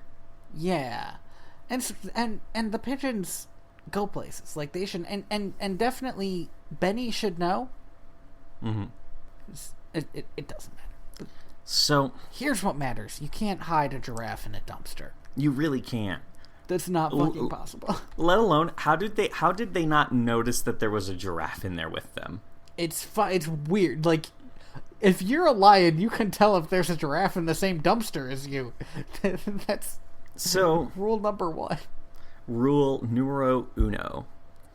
Here's the other thing is, like, they fucking murder the squirrel. That's actually something I kind of like about this movie. How often if this was done in a better movie, it could be really interesting. How often this group is broken up. Due to circumstances beyond their control. They lose Benny immediately, and he's the one who knows how to get around New York. Because he's a squirrel.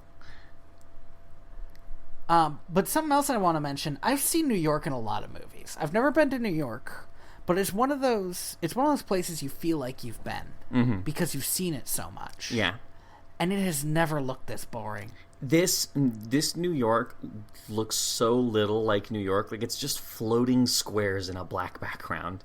Yeah, and it's empty. There's no people around. This is where they play Coldplay, by the way. This is Coldplay. Okay. Yeah. I think it's... What song is it? Is it Clocks or Yellow? I don't care. I like Coldplay. It's Clocks. All right, fine. Eric Idle is in this movie? Fuck you. Okay, who's he? I think he's the dumb... He's the dumb wildebeest that sings the wildebeest song. Oh. The one wildebeest who I maybe didn't immediately recognize. Yeah. Because there's another wildebeest here who the moment he spoke, I was like, what? In this movie? Yes. Real low point for his career. Anyway. He was in the B movie, my guy. Oh my god, he was. Where he loses his girlfriend to a bee. Look, have you watched the B movie? I watched it twice. Oh, Andy, no. Both times in high school during movie day. Wait, did you get out of classes? Huh? Did you get out of classes? What do you mean? For movie day, do you get to skip classes? No. Unacceptable. Unacceptable reason to watch the B movie. So they basically were like, it's movie day, so you guys have to sit in here and watch this movie. So I threw a paper airplane at my friends until they kicked me out of the room. So there's an ill-conceived Star Wars reference. Is there? I mean, I saw it as that. It might not really have been, but with the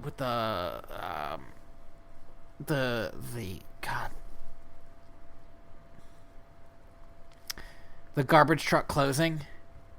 Oh yes, yeah. Crushing them. Yes, that is a very much Star Wars reference. Okay, cool. Star Wars reference. Awesome. That's nice. They knew when this movie came out.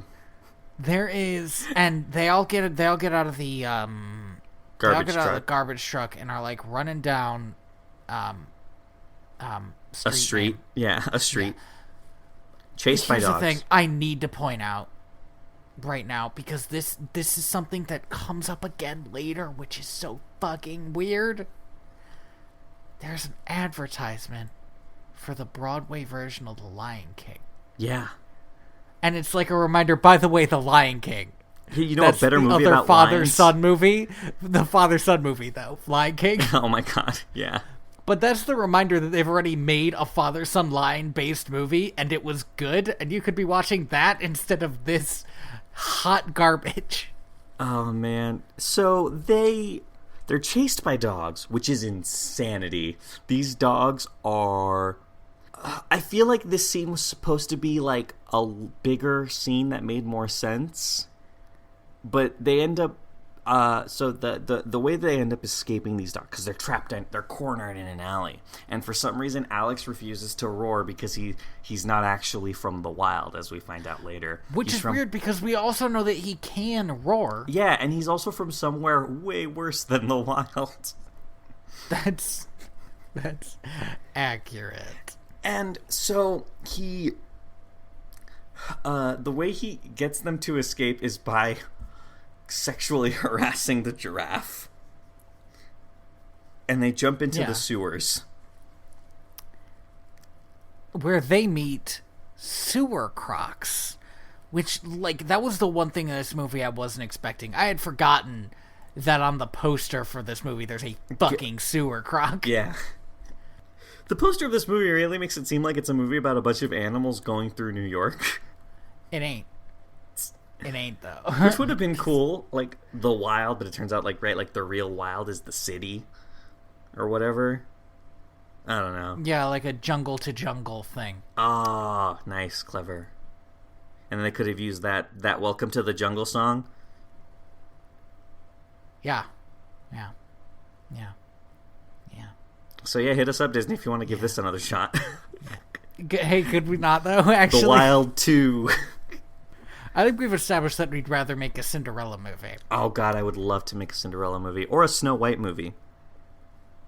They're not trusting us with Snow White. Are you kidding? I would make if they wanted me to make a Snow White, modernized Snow White, I would know how to do it. In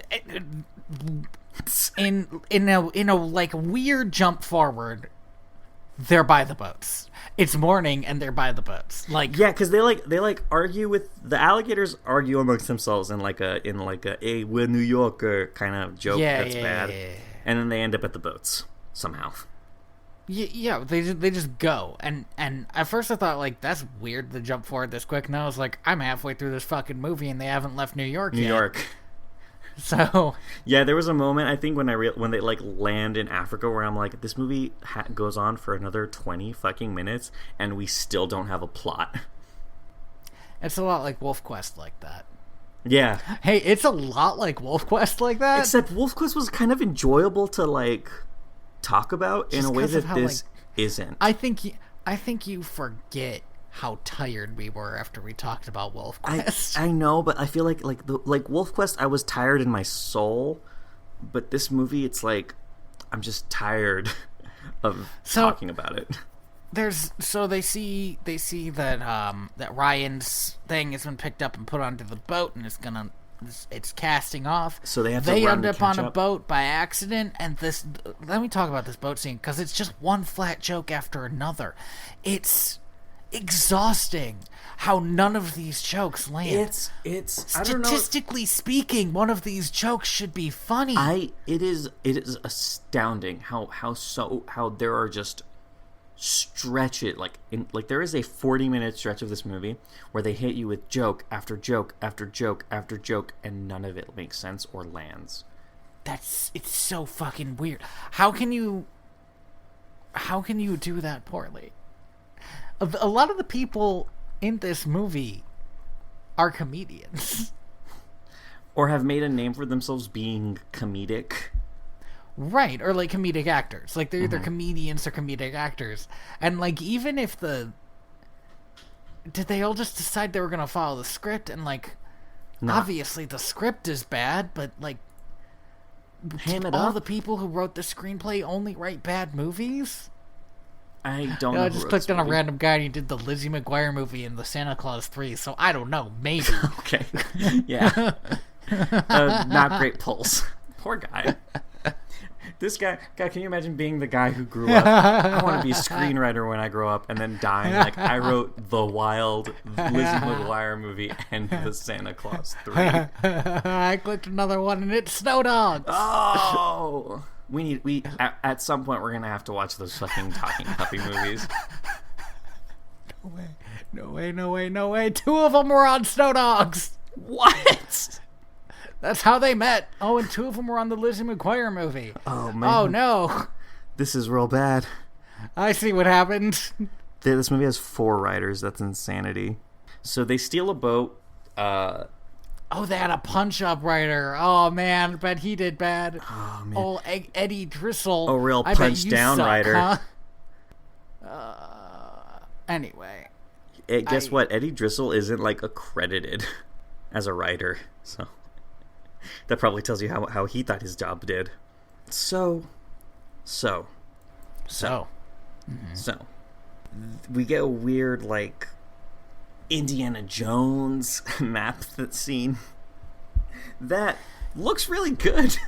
Here's the thing. This boat shouldn't be able to make that journey, though. This is, like, clearly a very small boat that's not going to be able to do with this. Yeah, that they take from New York to Africa. To somewhere in Africa. To this is the part that infuriates me more than it should. They just go to, quote-unquote, Africa, and there's a volcano there. Fuck you. It's not how that do.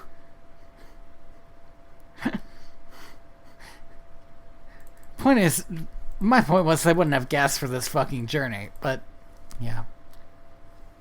But whatever, they're somewhere in Africa. They get, and we know it's Africa because there are giraffes and elephants being saved from the volcano. In a weird Noah's Ark-like situation where all of these animals somehow know that they're just supposed to board this pens. boat. It kind of You're making a leap here. It kind of just looks like they have like these like fences that go into the jungle, and they're just hoping animals funnel themselves through like coins.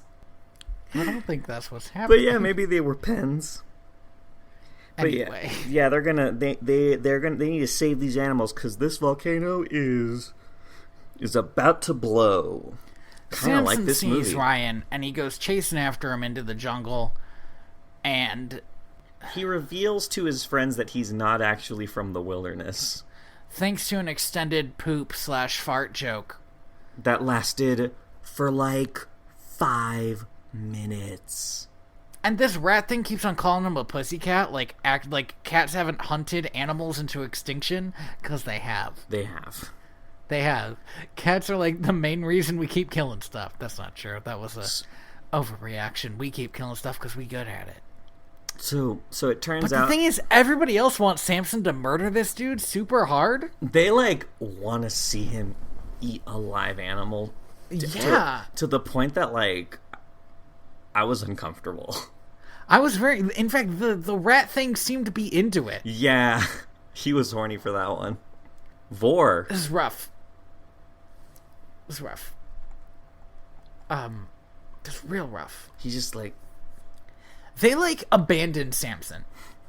They're like, oh, you're not really from the wild? Well, I guess since we're not either, fuck you. This is insanity to me. Like, we find out that he was born in a circus, and his dad, who I think was voiced by someone important. I don't know, but he had a good voice. He had a good voice, and I'm going to try to find out who it was. I don't know, do you know his dad's name? That's the problem. I don't think his dad had a name. Yeah, he didn't have a name. Oh, Samson's father. Kevin Michael Richardson. Do you know who that is? Oh, yes, I do. God, he was Gantu in Lilo and Stitch. Yes, that's it, Gantu. And Cobra Bubbles. Apparently he was also the voice for the Joker in a Batman series, which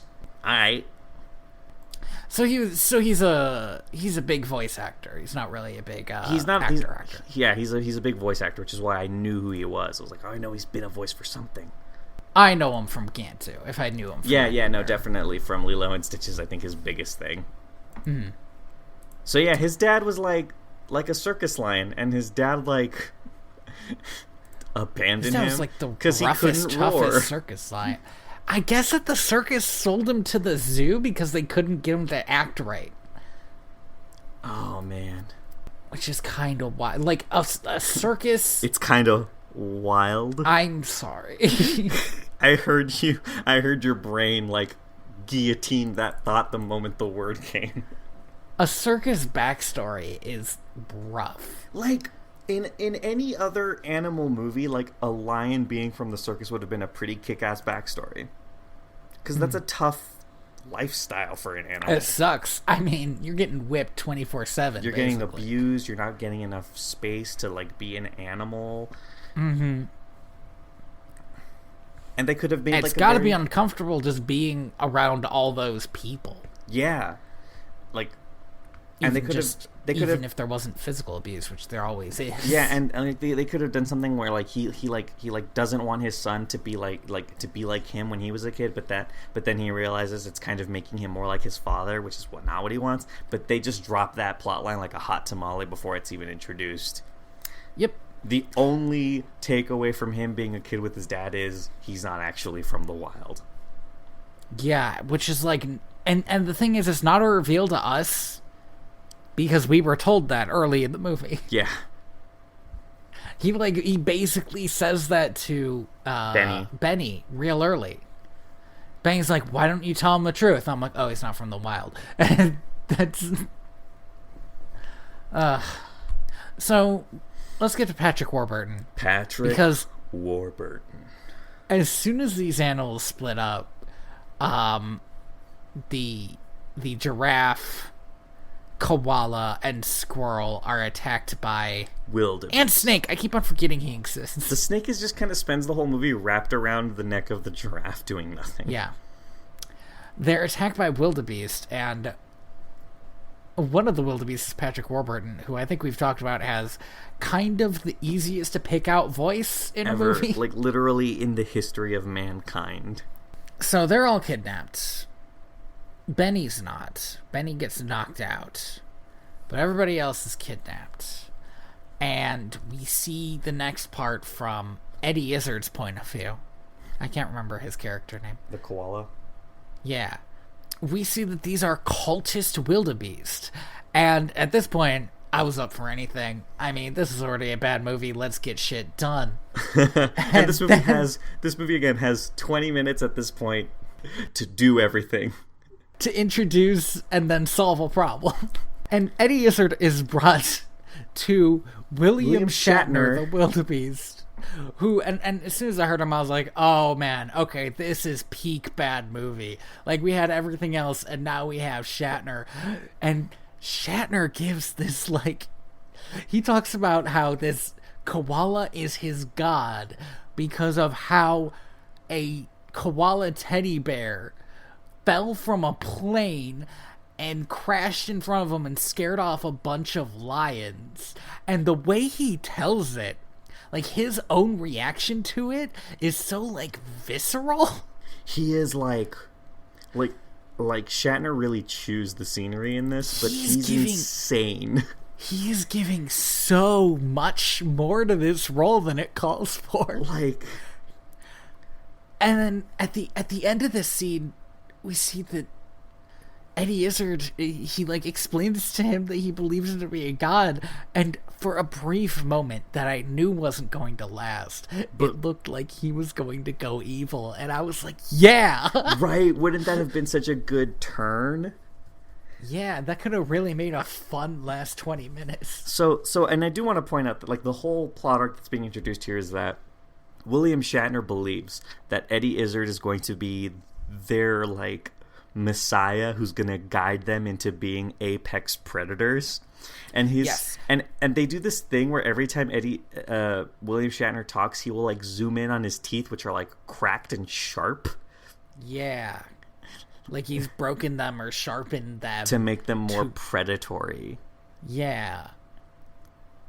I love this plot point. I think I love this plot point particularly because William Shatner delivers this so well. And if it were anybody else, I would find it really bad. Yeah. And he does a great thing that can be hard to pull off too, where he does the whole he does kind of a villain duality thing really well, where he cares a lot about being able to kill and eat lions, but also cares a lot about everybody getting the dance number right. Yeah. Choreographer. Yeah, and he delivers that really well, and I just didn't expect it.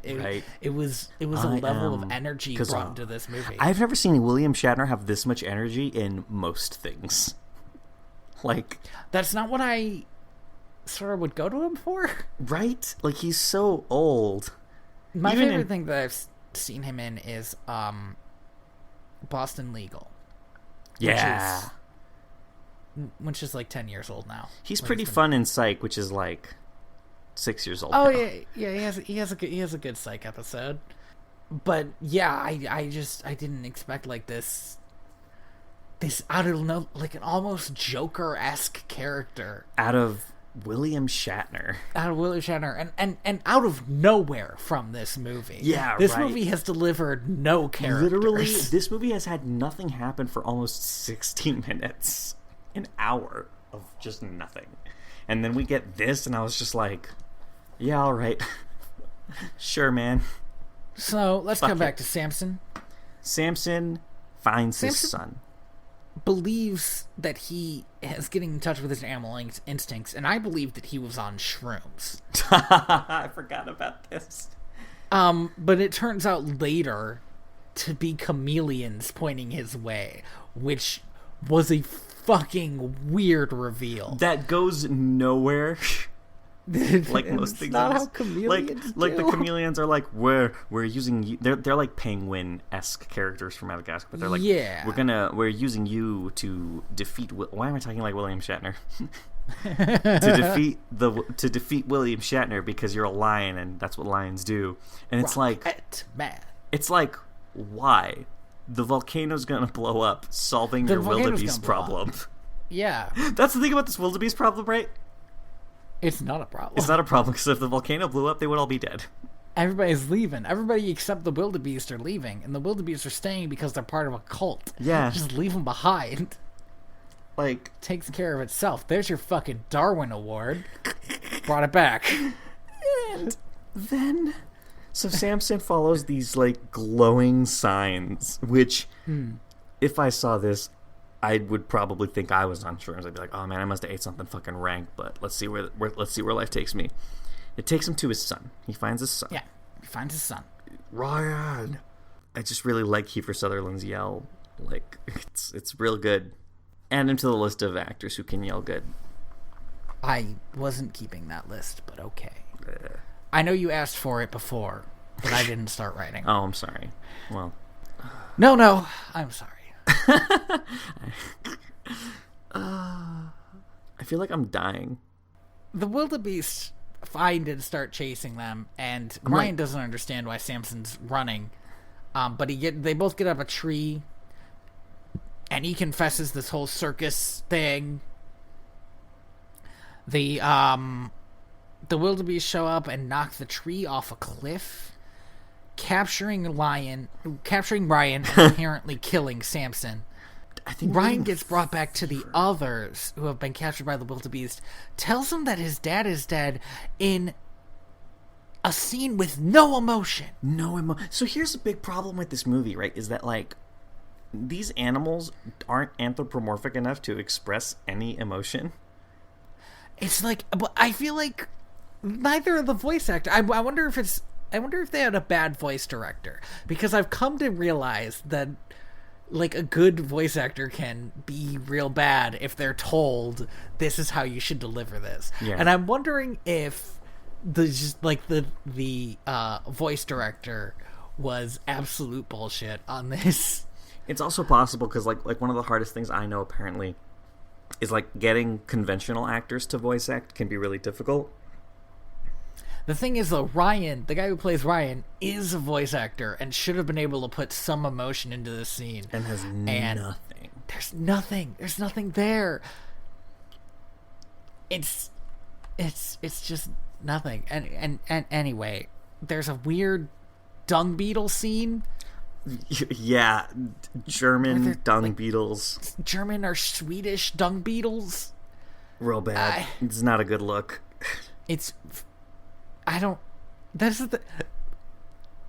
Why? It's like why? It's like, why? It's like at what point in the writing room, like somebody sat in a writing room, and was like, "Man, guys, we got so many jokes for this movie, but I got one more. I got a fucking fastball special to pitch at you guys. It's gonna knock them dead."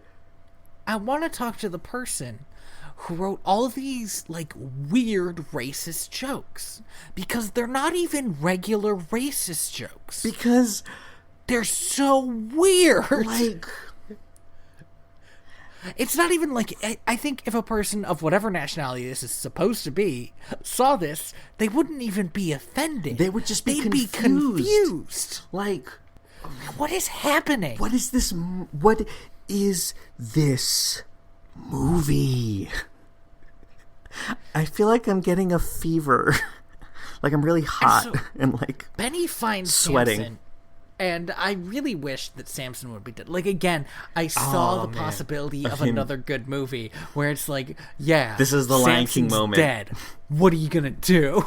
And then, like, he appears in the smoke of the volcano. Remember who you are, Ryan. Anyway, we meet the chameleons. It's not how chameleons work. Oh, God, yeah, that's not how chameleons work at all. But, you know, this movie makes, you know, they wear chameleons like camo, like camo from Metal Gear Solid. Invisibility cloak. Yeah. Like Octo camo. Yeah. The wildebeest are preparing the other animals for the sacrifice, and when Eddie Izzard realizes what's happening, he tries to, like, buy some time by demanding certain things like hats and onions. Onions, I get. You need onions if you want to cook meat. Mm. They're more of a pre-thing. You do that before you cook the meat than after, you know. The thing is, they had the onions, so he needed to demand hats. And it was almost to the point where the wildebeest were no longer buying it, but then he starts floating because Invisible Samson has picked him up, and I guess a way to distract all the wildebeest so the others can get away, which fucking works. And again, there's a giraffe. Whatever. How do you lose a giraffe? The wildebeest are all in awe of their god's power, but then the lion appears and they're like, oh shit, he summoned the lion that we thought we lost. There was a moment where I thought that William Shatner was going to just straight up murder Patrick Warburton. And they, like, cut away from it, which is such a fucking shame. Like, and they didn't cut away from it. That makes it sound like he did die, and they, like, cut the scene there. No, he doesn't die. They cut the tension of it by him going like, oh, I twisted my ankle. And, like, he should have killed him. Yeah, like, why not just kill the wildebeest? I wish there was some death in this movie. It would make it more grounded. What, this movie, and we're about to get to it, it spends so much time referencing The Lion King, which is a movie with a fair amount of death in it that's, like, way better. Yeah, you know what? I fucking wish there was a lot of death in this movie. I wish this movie was dead. I wish the people who made this movie weren't doing it. So, there's a fucking... This might be... I need to stress, like, this might be the worst movie I have ever seen in my life. Samson starts fighting this wildebeest, and Shatner fucking beats him. Oh, kicks his ass.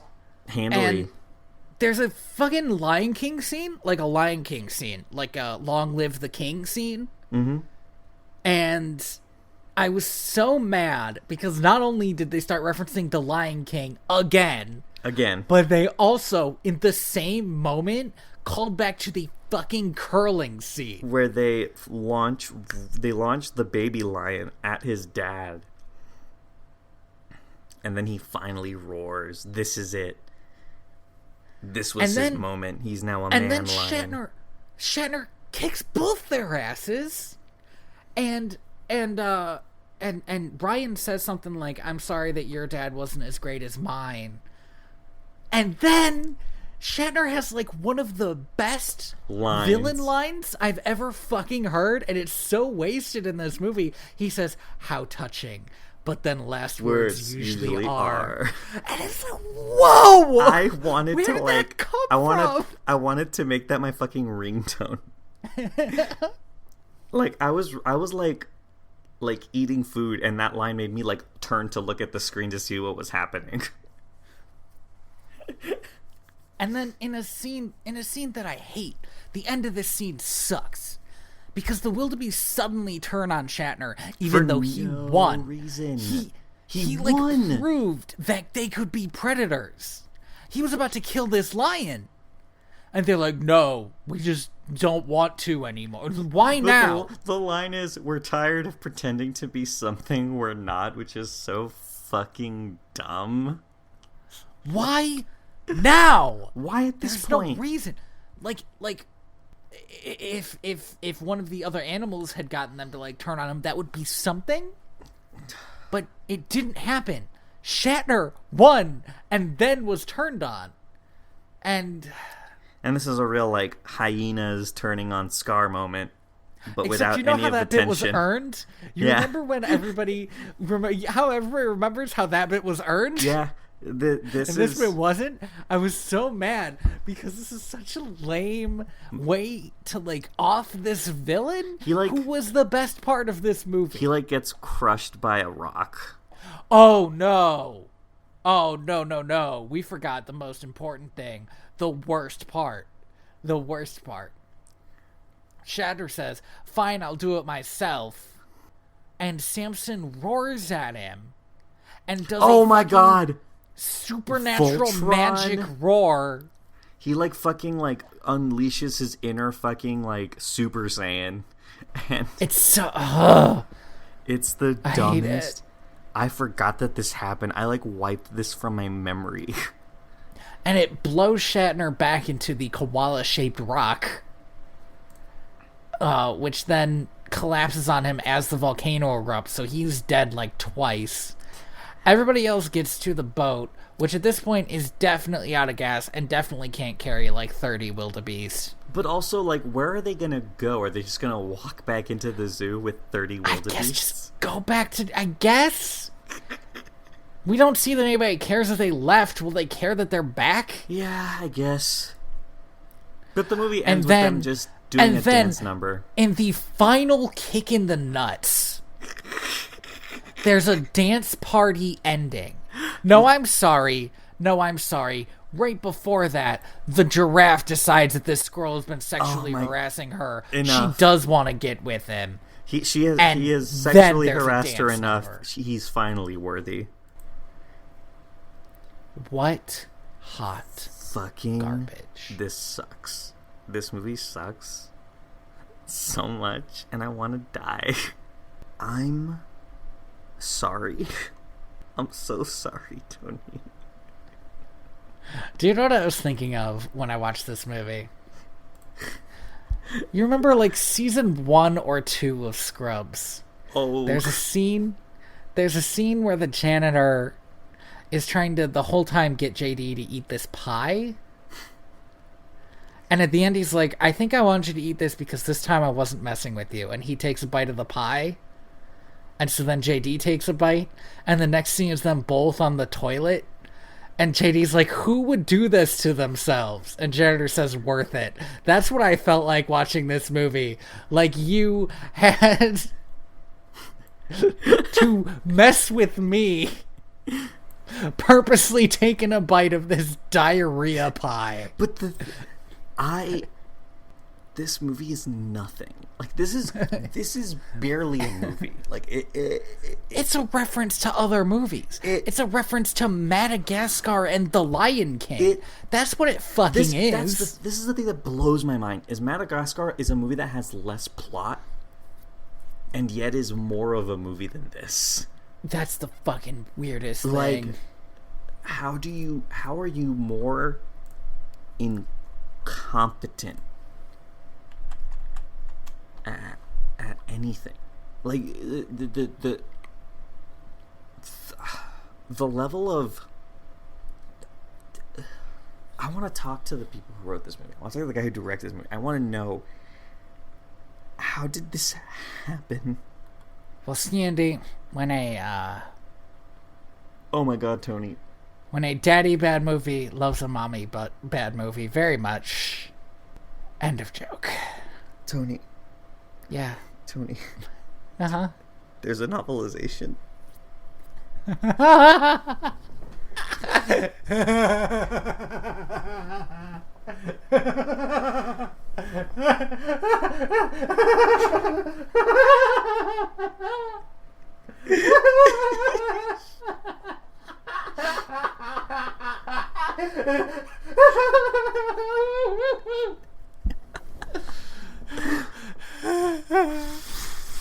Fuck. I need to be done. I'm tapping out, man. This is it. Wait, no, wait. Okay. Disney the Wild Novel. I spelled it Disby, but I think I'm good. No. Amazon Books. No. Oh, okay. It's a kid's book. Oh, thank God. It's a kid's book. Hey, did you ever think that this movie could look shittier than it already does? Because let me tell you, the illustrations for this kid's book suck.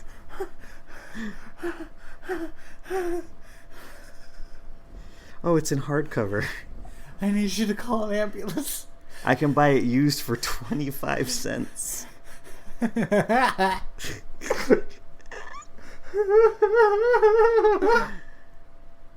my God, Tony!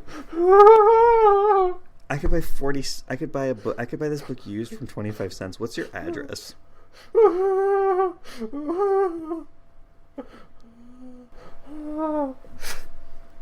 So this is the one. This is the one that's done me in. I need to establish something, Andy. None of this laughing is a joke. I know. I cannot stop.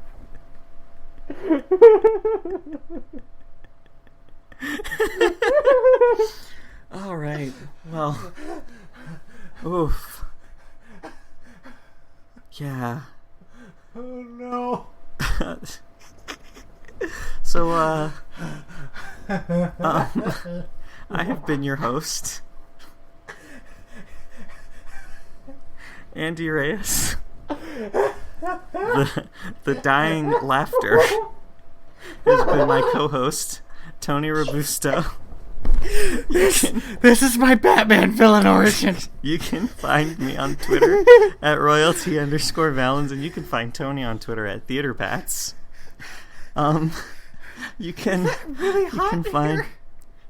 find Tony's webcomic inspired by trueevents.org, and he also writes a fan fiction. The link to those is going to be in the description. You can find our stuff at direct2.video. And Lee Rosevere, I'm so sorry that something you created has to be attached to this. But it is music for podcast 3, Penguins on Parade. Link in the description as well for that. I just choked up my own spit a lot. Oh my God.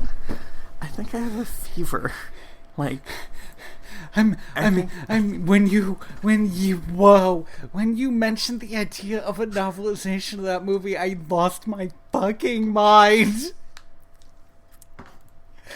I'm so hot. Oh man. Lilo and Stitch and Lilo and Stitch 2. Stitch with a glitch. Alright, that's what we're going to be watching doing. next week. Because I remember one being good and the other one being not terrible. Oh my my god, I think this might be the worst episode we've ever done. I am the Custom Johnson. And I'm internet dead.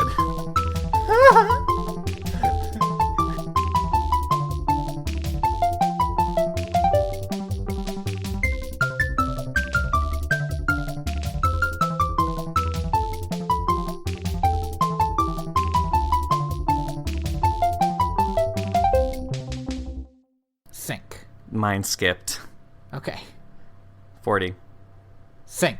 God damn it, mine skipped again. My audio is going to be unusable. 50. All right.